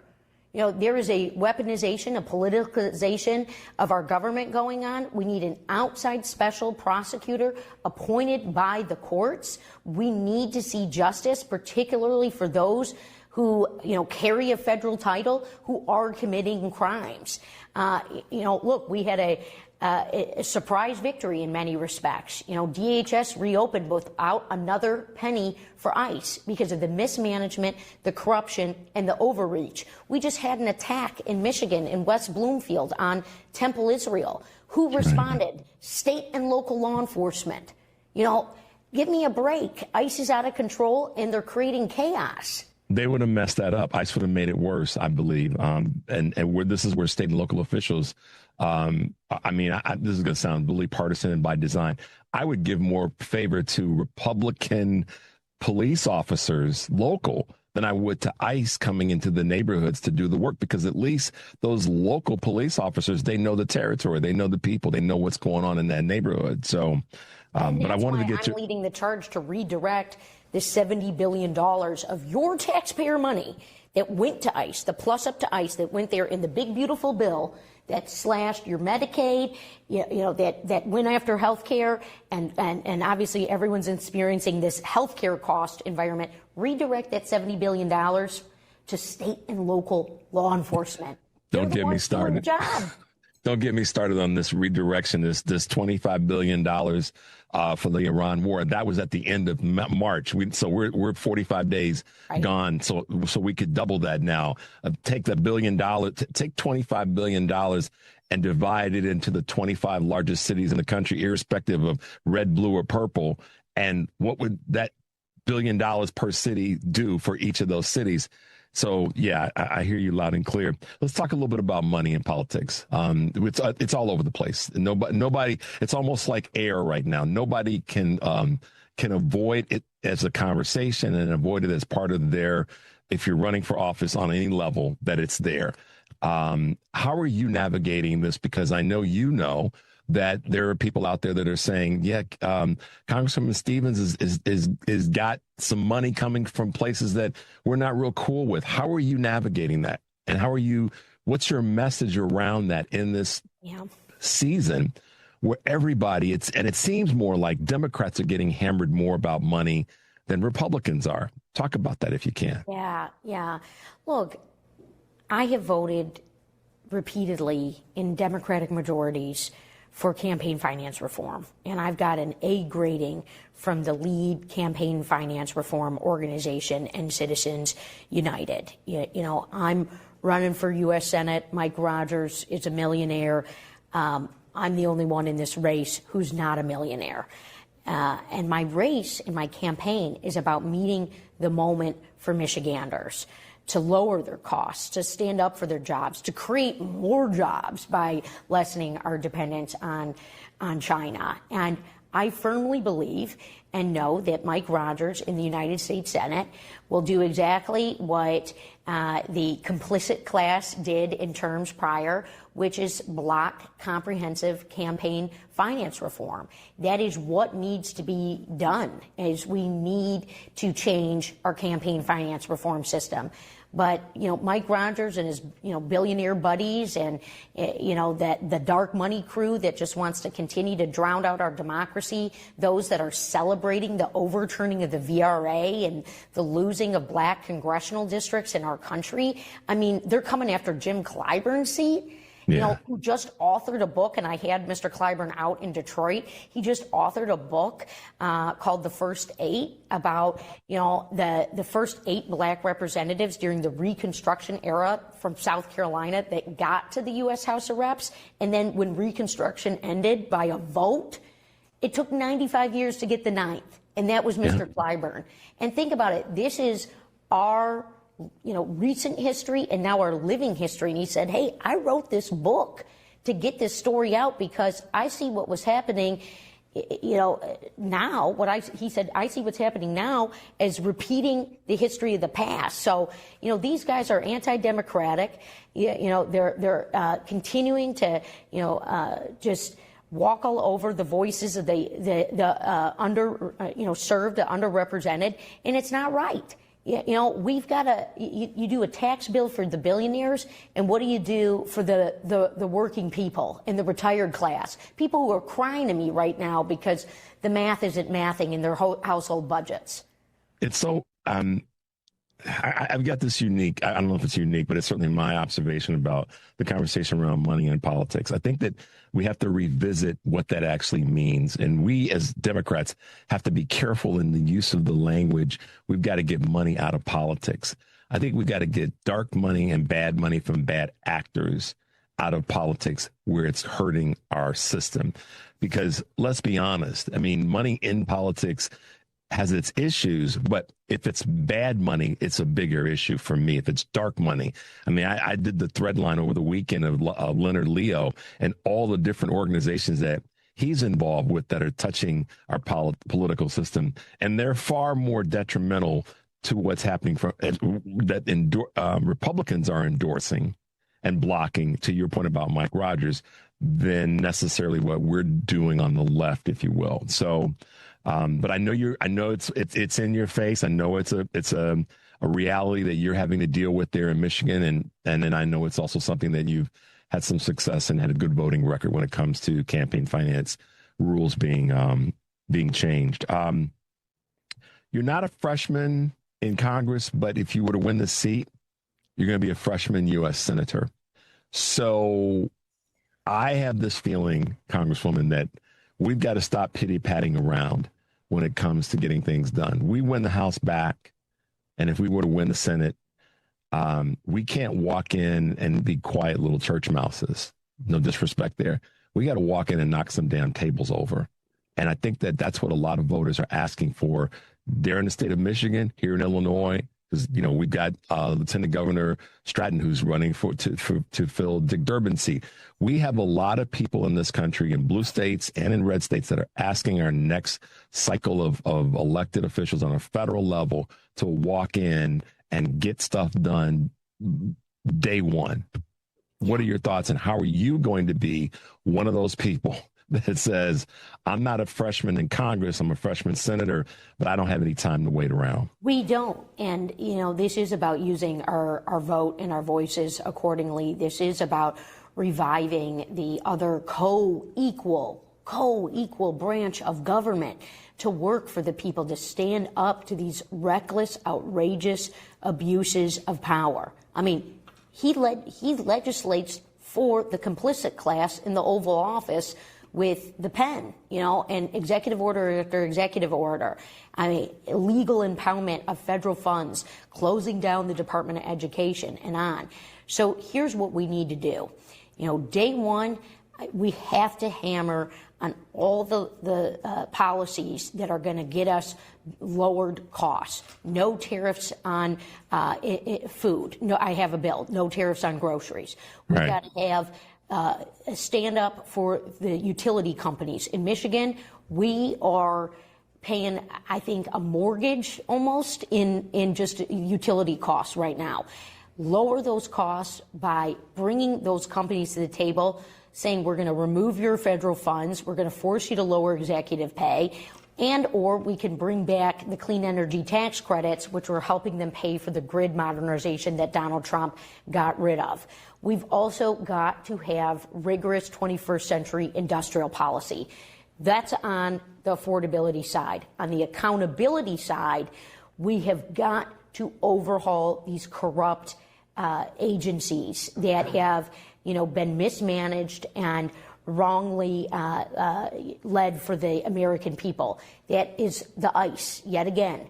That needs to be totally reformed. It has to have that accountability measure, and this president has got to be reined in at every step of the way. Congress has the power of the purse, not the president. Congress has the power of the tax code, not the president. And so I'm a lawmaker's lawmaker.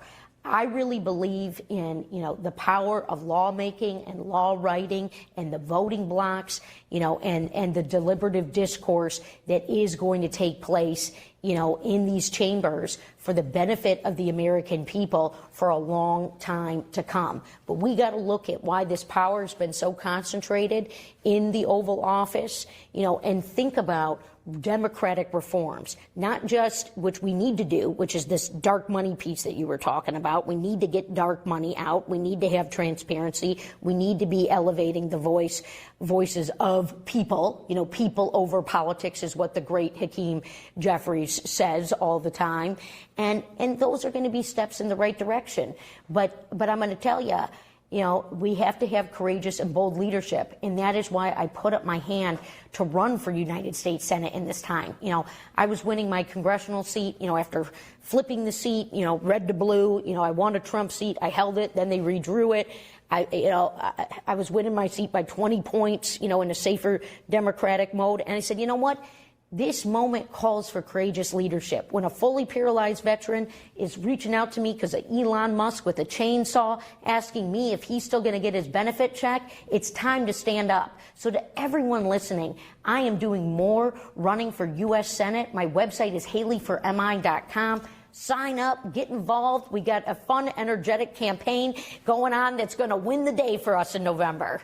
Well, I was going to make sure that you had a chance to let people know where to go, and I'm glad you infused that into the conversation. The one thing that there's so many things to say to you, Congresswoman, and hopefully we'll be able to have you back on again before and after what's going on in the primary, because we've got to maintain and we've got to grow our numbers. This politics is a game of addition, not subtraction, or just replacement, because replacement is just subtraction in the environment that we're in.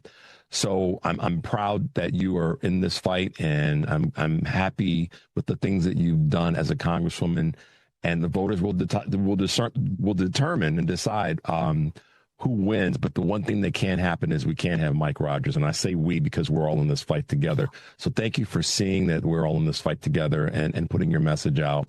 What's your last little bit of information you want to drop on us before we head out today? Well, I'll just say this. I come from a very hardworking family. My parents had a landscaping business. My dad would pick me up after school, a lot of times covered in dirt. The man is 81 years old, still planting trees, still signing up landscape jobs. And my parents are the ones who have always symbolized to me that value of hard Michigan work, not being the smartest person in any room, but being the hardest working. And that is what has motivated my journey of public service, of putting up my hand for Michigan, putting up my hand for this country that we love in this moment, to fight for you and your family. So I'm just geeked to have been on Choose Views today. Thank you so much for having me, and let's stay connected.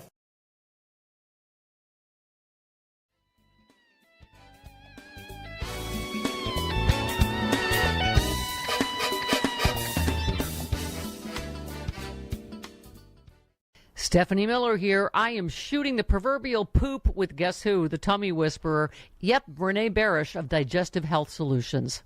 Renee, there's lots of confusion about food and diet these days. What brings people to you, and how do you help them sort it out? Great question. People come to me with a garden variety of digestive issues, including bloating, constipation, diarrhea, and heartburn. But the fun doesn't stop there.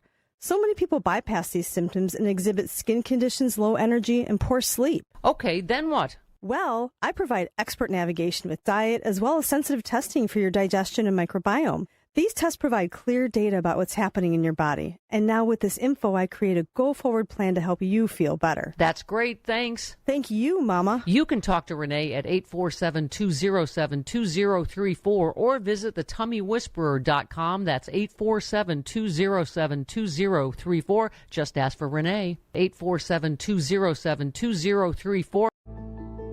My husband and I were ready to sell our home of 25 years, so we got it appraised. We thought we knew what to expect, but when our home appraisal came back, we felt robbed. Compared to a similar home right around the corner, our appraisal was $80,000 less. That's a big difference. It was the same type of home in the same neighborhood in the same condition and age. A recent study found that Latino and Black homeowners are about twice as likely as white homeowners to get low appraisals. For example, one Black homeowner received an appraisal more than double the original after removing family photos, Black art, and books from her home. If you believe your home has been unfairly appraised because of race or national origin, that could violate the Fair Housing Act. Contact HUD at hud.gov/fair housing. That's hud.gov/fair housing. Everyone has a right to fair housing. A public service message from HUD in partnership with the National Fair Housing Alliance. You're listening to WCPT 820. Here's the latest Chicago weather update. From the Weatherology Weather Center, I'm meteorologist Jennifer Wojcicki.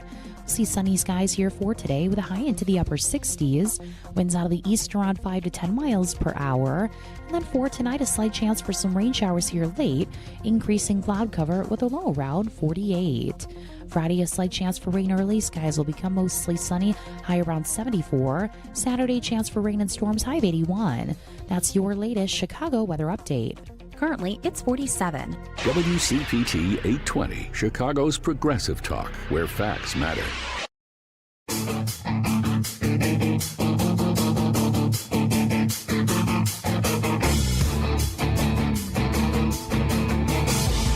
Debunking the lies your uncle saw on Facebook. It's Choose Views with Richard Chew. Hey guys, welcome back to the show, and thanks to Michigan Representative Haley Stevens for hanging out with us a little bit.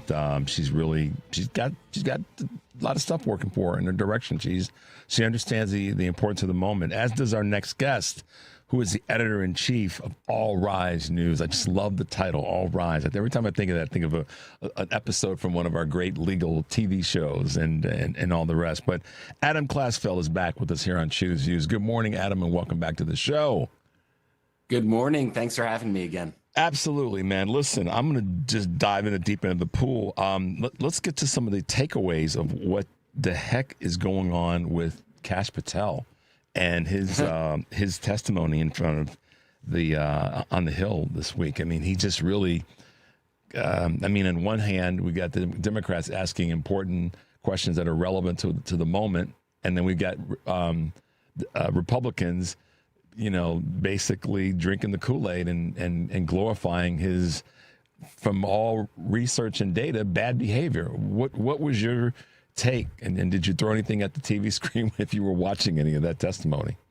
Well, it was really interesting because while that was going on, while Kash Patel was testifying, I happened to be in Maryland for the hearing of Kilmar Abrego Garcia. And during Kash Patel's testimony, Abrego came up in the context of essentially Kash Patel lying about him. You had a moment where he was really going at it with Senator Chris Van Hollen. Yeah. And the senator was asking him about that expose that The Atlantic did, supported by 24 sources who said that he excessively drinks, he has erratic behavior, and his job could be on the line. And these were serious questions, as you said, Richard. And how does Kash Patel respond? He does the Pam Bondi playbook, the burn book. And for him, the burn book is, okay, Senator Van Hollen is questioning me. Let's bring up Kilmar Abrego Garcia, who he calls, and this is a direct quote, a convicted gangbanging rapist. And so here you have, let's start with that first word. He's never been convicted of anything. Nope.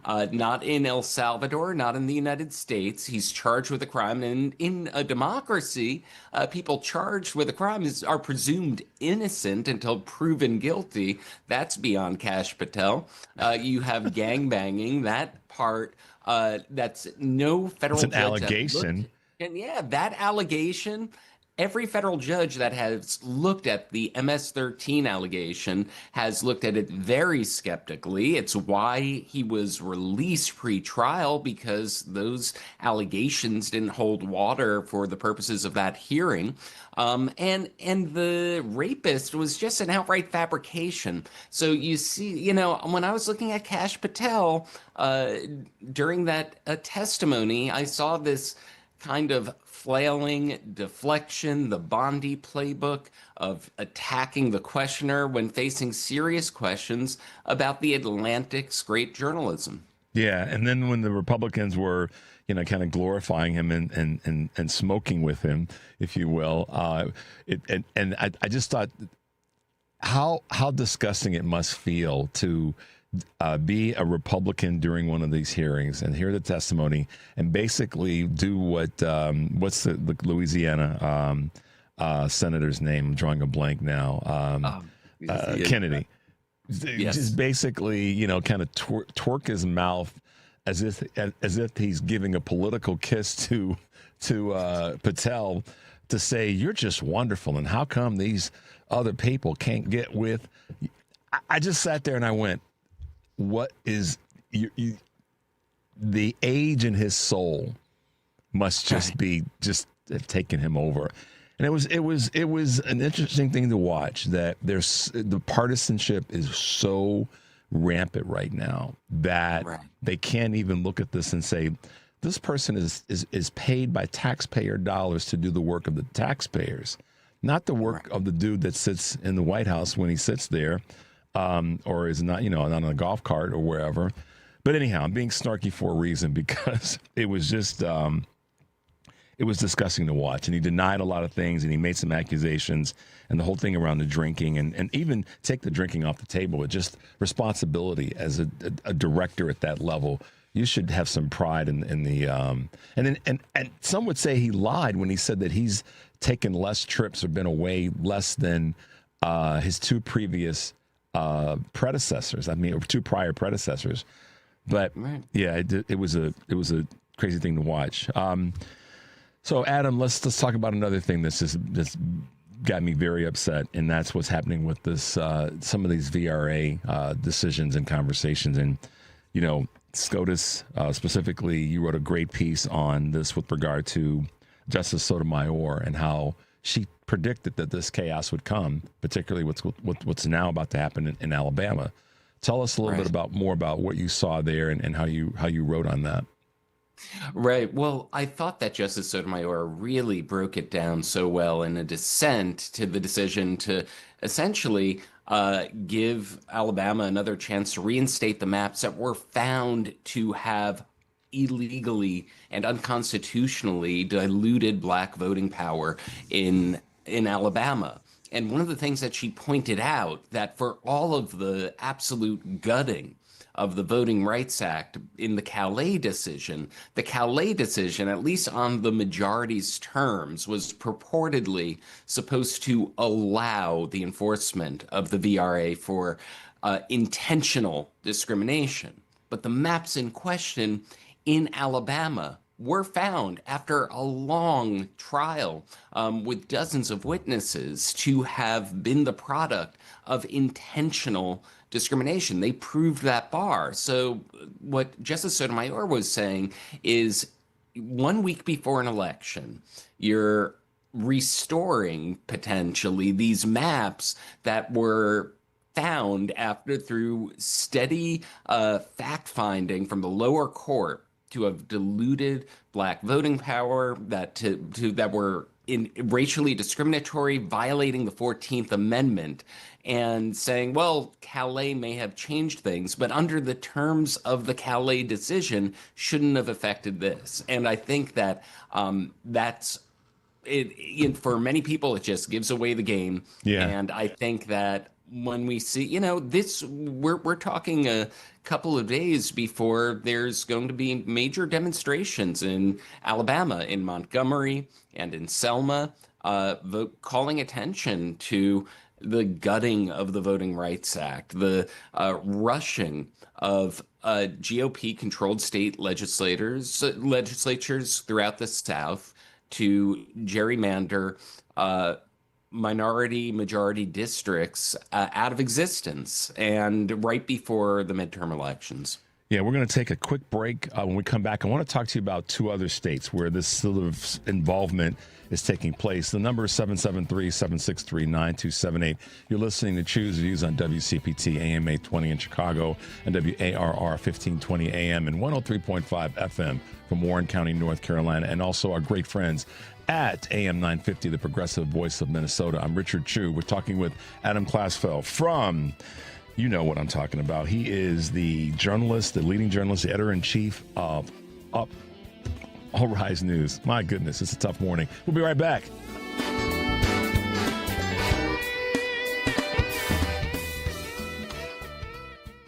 This is Tony Moret. I'm an estate planning attorney who drafts living trusts and wills for my clients.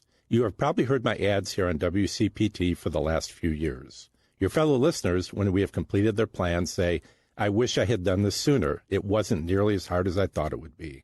We can complete your estate plan within 30 days or less. There are certainly decisions that need to be made, but my 30-plus years of experience will help guide you through this process. There may never be a perfect time to start, but whenever I'm asked when is the best time, my answer is always the same. Now is the best time, while it is on your mind. Being able to tell your family that you have an estate plan in place, that all the details have been taken care of, will be a great relief to both yourself and those you care for the most. Our initial consultation is without charge, and there is no obligation. My phone number is 847-996-0496, and my website is moretlawoffice.com, spelled M-O-R-E-E. I look forward to speaking with you. Hi, friends. This is Jason Bissell from the Center for Acupuncture in Wilmette and Chicago Community Acupuncture. Chico Maku. We have fun with these ads, but what I'd like to talk about today is no fun. Cancer. After watching my mother battle and eventually lose her fight to cancer when she was 40 and I was 9, I decided to go into medicine. Acupuncture is very effective at helping people go through cancer treatments with less side effects and better outcomes. My father needed 8 weeks of radiation for his throat. His doctors told him that after 2 weeks he would lose his voice, after 4 weeks he'd be on soft food, and after 6 weeks he'd need a liquid diet. While he got acupuncture twice a week, he never needed soft food, never went on a liquid diet, he just got a little hoarse. This improved his quality of life and his mood. For everyone fighting cancer out there, I can help. Go to ChiComAcu.com or CenterForAcu.com in Wilmette, ChicoMaku.com or CenterForAcu.com, and be well.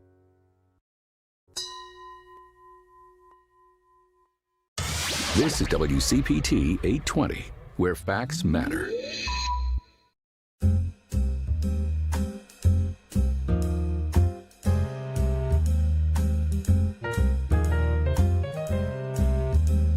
You're listening to Choose Views with Richard Chu.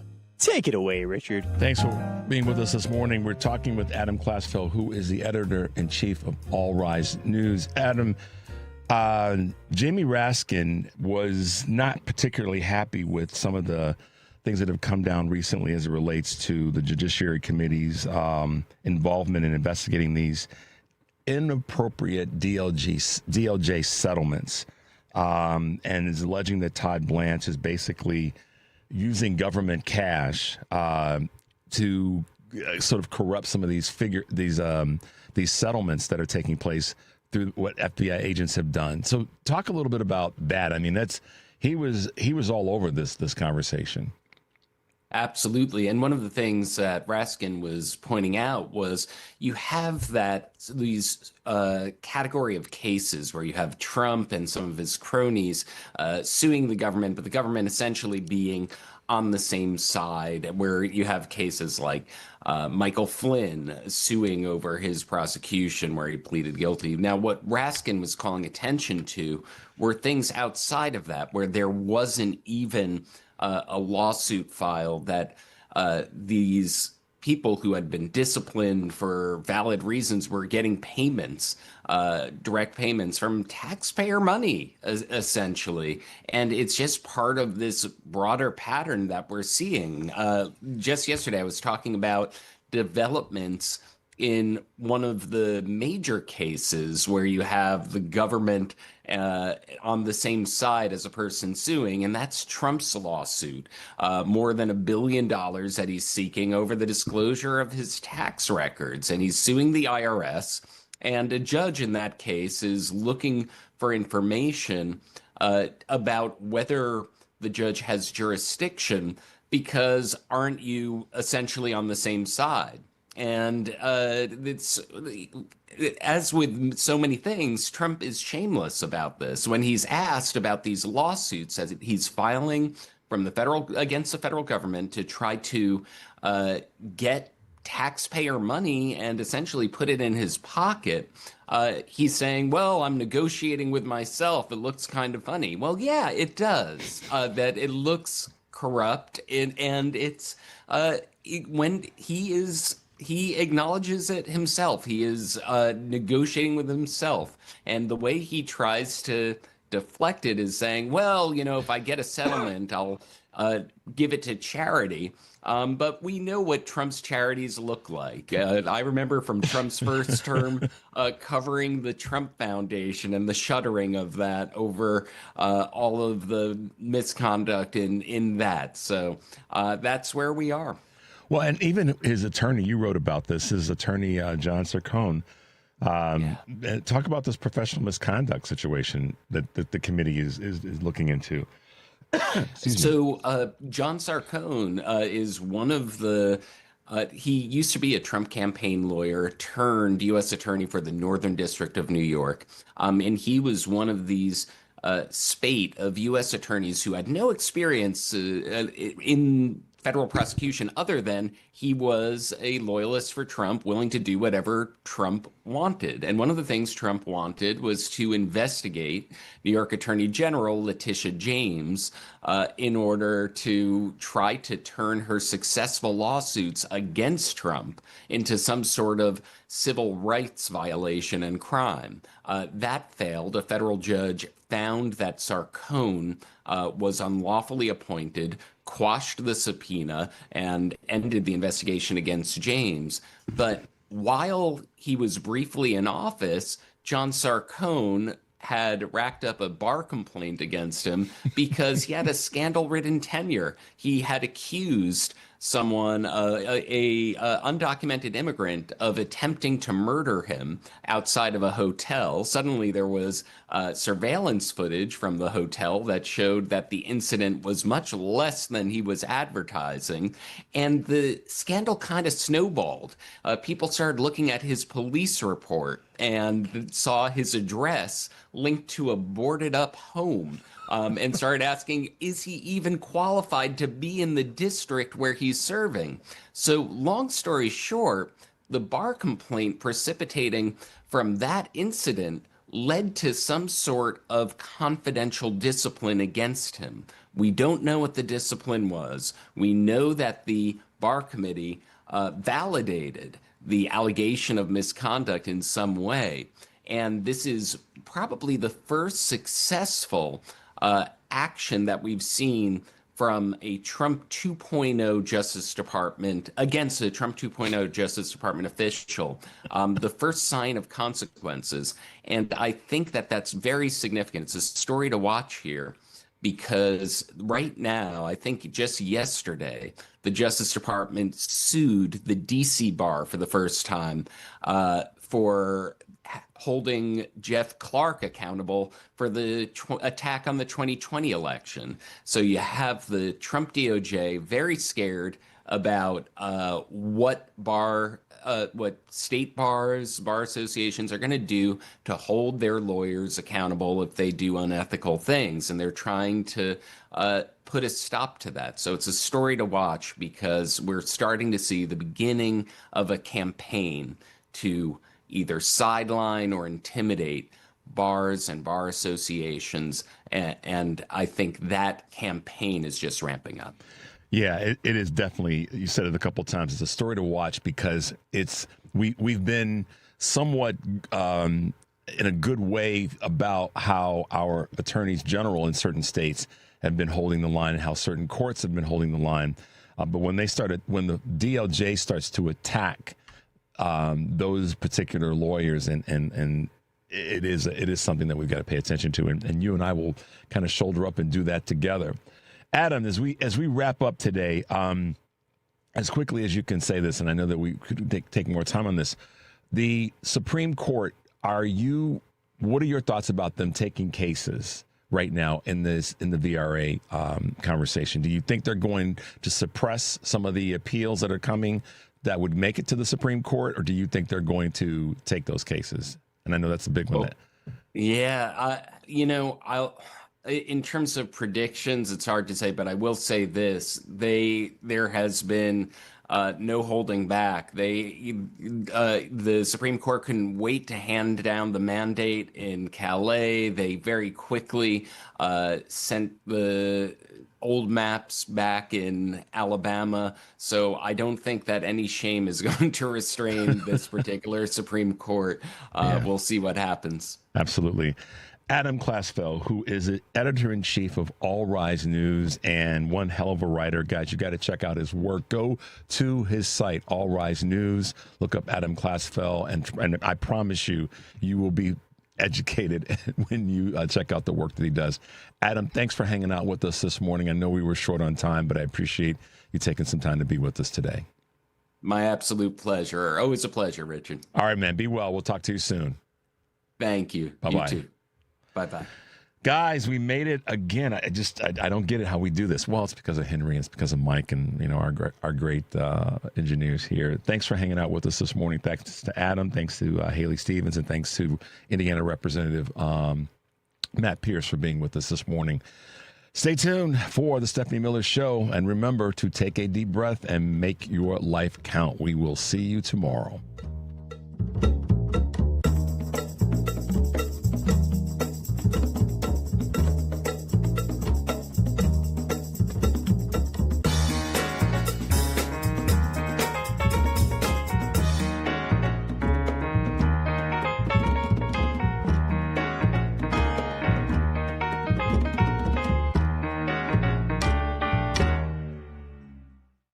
Save big on everything for your next project when you shop at Menards. Atlas Roofing provides the best value in architectural shingles. They feature a limited lifetime warranty and wind resistance up to 130 miles per hour. Plus, their super wide design saves on installation time. Get a free estimate on your shingle project today with our easy-to-use design program in-store or on Menards.com. Save big money at Menards. Not all people are the same. And yet, when we visit the doctor, our treatments don't look that different. Why is that? Because we just don't have enough information to do it better. By gathering health data from 1 million people, Our country's best researchers will be able to develop treatments that are as unique and complex as we are. With this new information, doctors will have a better understanding of disease so they can innovate the next great breakthroughs in medicine. Learn more at joinallofus.org. Volunteering is an opportunity to make a huge difference. I'm a part of the solution. Do you want to make a difference? If you volunteer, you can. Making a difference for you, your community, and your country. Join America's Volunteers. This message brought to you by the National Association of Broadcasters and this station. Tolerance is accepting someone before they walk through the door. It's about accepting people for who they are as individuals. Tolerance is celebrating the diversity that makes us great. Tolerance. Honor the differences. Picture a world of respect. Visit tolerance.org to learn more. For the ones who get it done, Grainger offers the professional-grade products you need, delivered when and where you need them. Call clickgrainger.com or AP News, I'm Marcela Sanchez. China's President Xi Jinping warned President Trump that their two countries could clash over Taiwan if the issue was not handled properly. The exchange at a highly anticipated summit in Beijing highlighted just how far apart Trump and Xi remain on thorny issues, including the war in Iran, trade disputes, and Washington's relations with Taiwan. But Trump described talks with Xi as extremely positive conversations and said everything that they discussed was, quote, all good for the United States and China.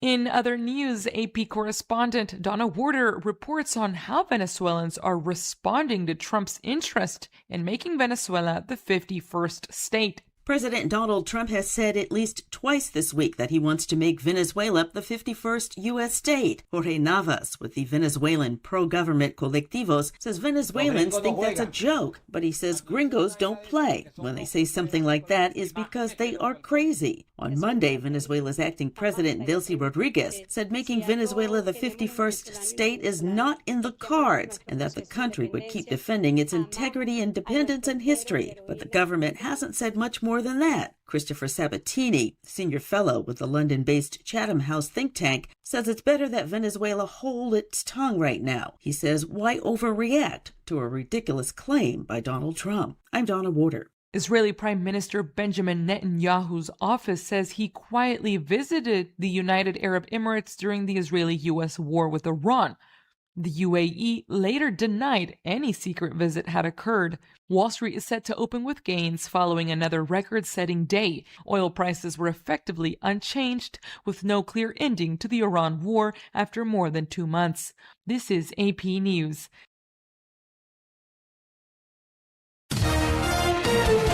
AP Sports, I'm Gethin Coolball. The Cavaliers rallied past the Pistons for a 117-113 Game 5 overtime win, securing a 3-2 East semifinal series lead. James Harden scored 30 as Cleveland closed the game on a 23-10 surge. This is a team effort, you know what I mean? And tonight was one of those nights where, we found something and I was aggressive. Stanley Cup playoffs, Brad Kulak scored 352 into overtime to send the Avalanche onto the Western Conference Final with a 4-3 Game 5 win to eliminate the Wild. The Maple Leafs fired coach Craig Berube after a last-place finish in the Atlantic Division. MLB, Yankees left-hander Max Fried was pulled from his start at Baltimore after only 3 innings because of elbow soreness. Mets star Juan Soto exited in the 7th against the Tigers, 4 innings after fouling a pitch off his right ankle. I'm Marcela Sanchez, AP News.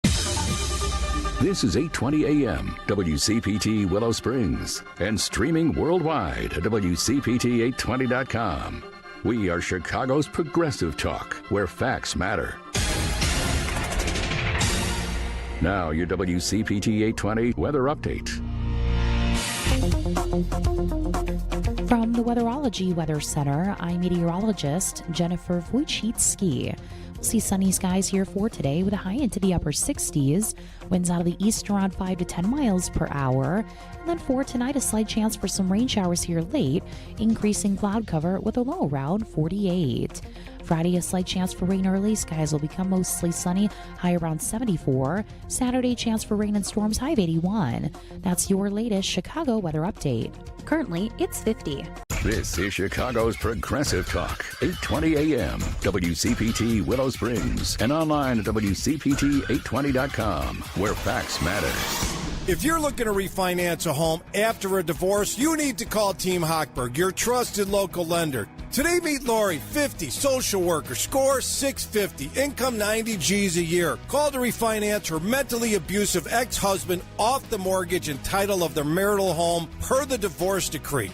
Team Hochberg loan officer Anna Webdell helped Lori remove her ex-husband from the mortgage and title of the home, pay off debt totaling over $60,000, which included her attorney's fees, and saved her over $1,000 a month. Let's review. Team Hochberg loan officer Anna Webdell helped Lori remove her mentally abusive ex-husband from the mortgage and deed of the marital home, pay off all her debt, attorney's bills, and saved her over $1,000 a month. Team Hochberg has helped thousands of radio listeners, but we can't help if you don't call 855-563-2843 or visit 56david.com. Atlantic Coast Mortgage, Equal Housing Lender, NMLS 643114.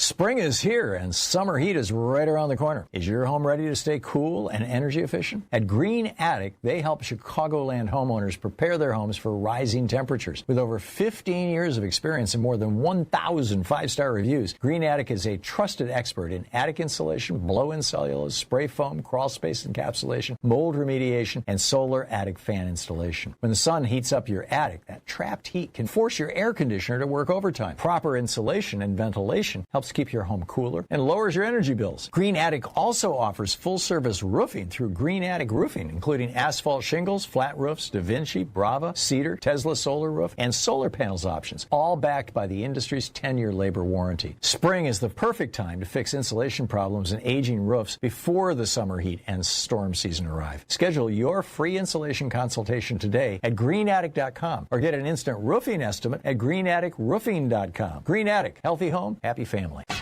You're listening to WCPT 820 because facts matter.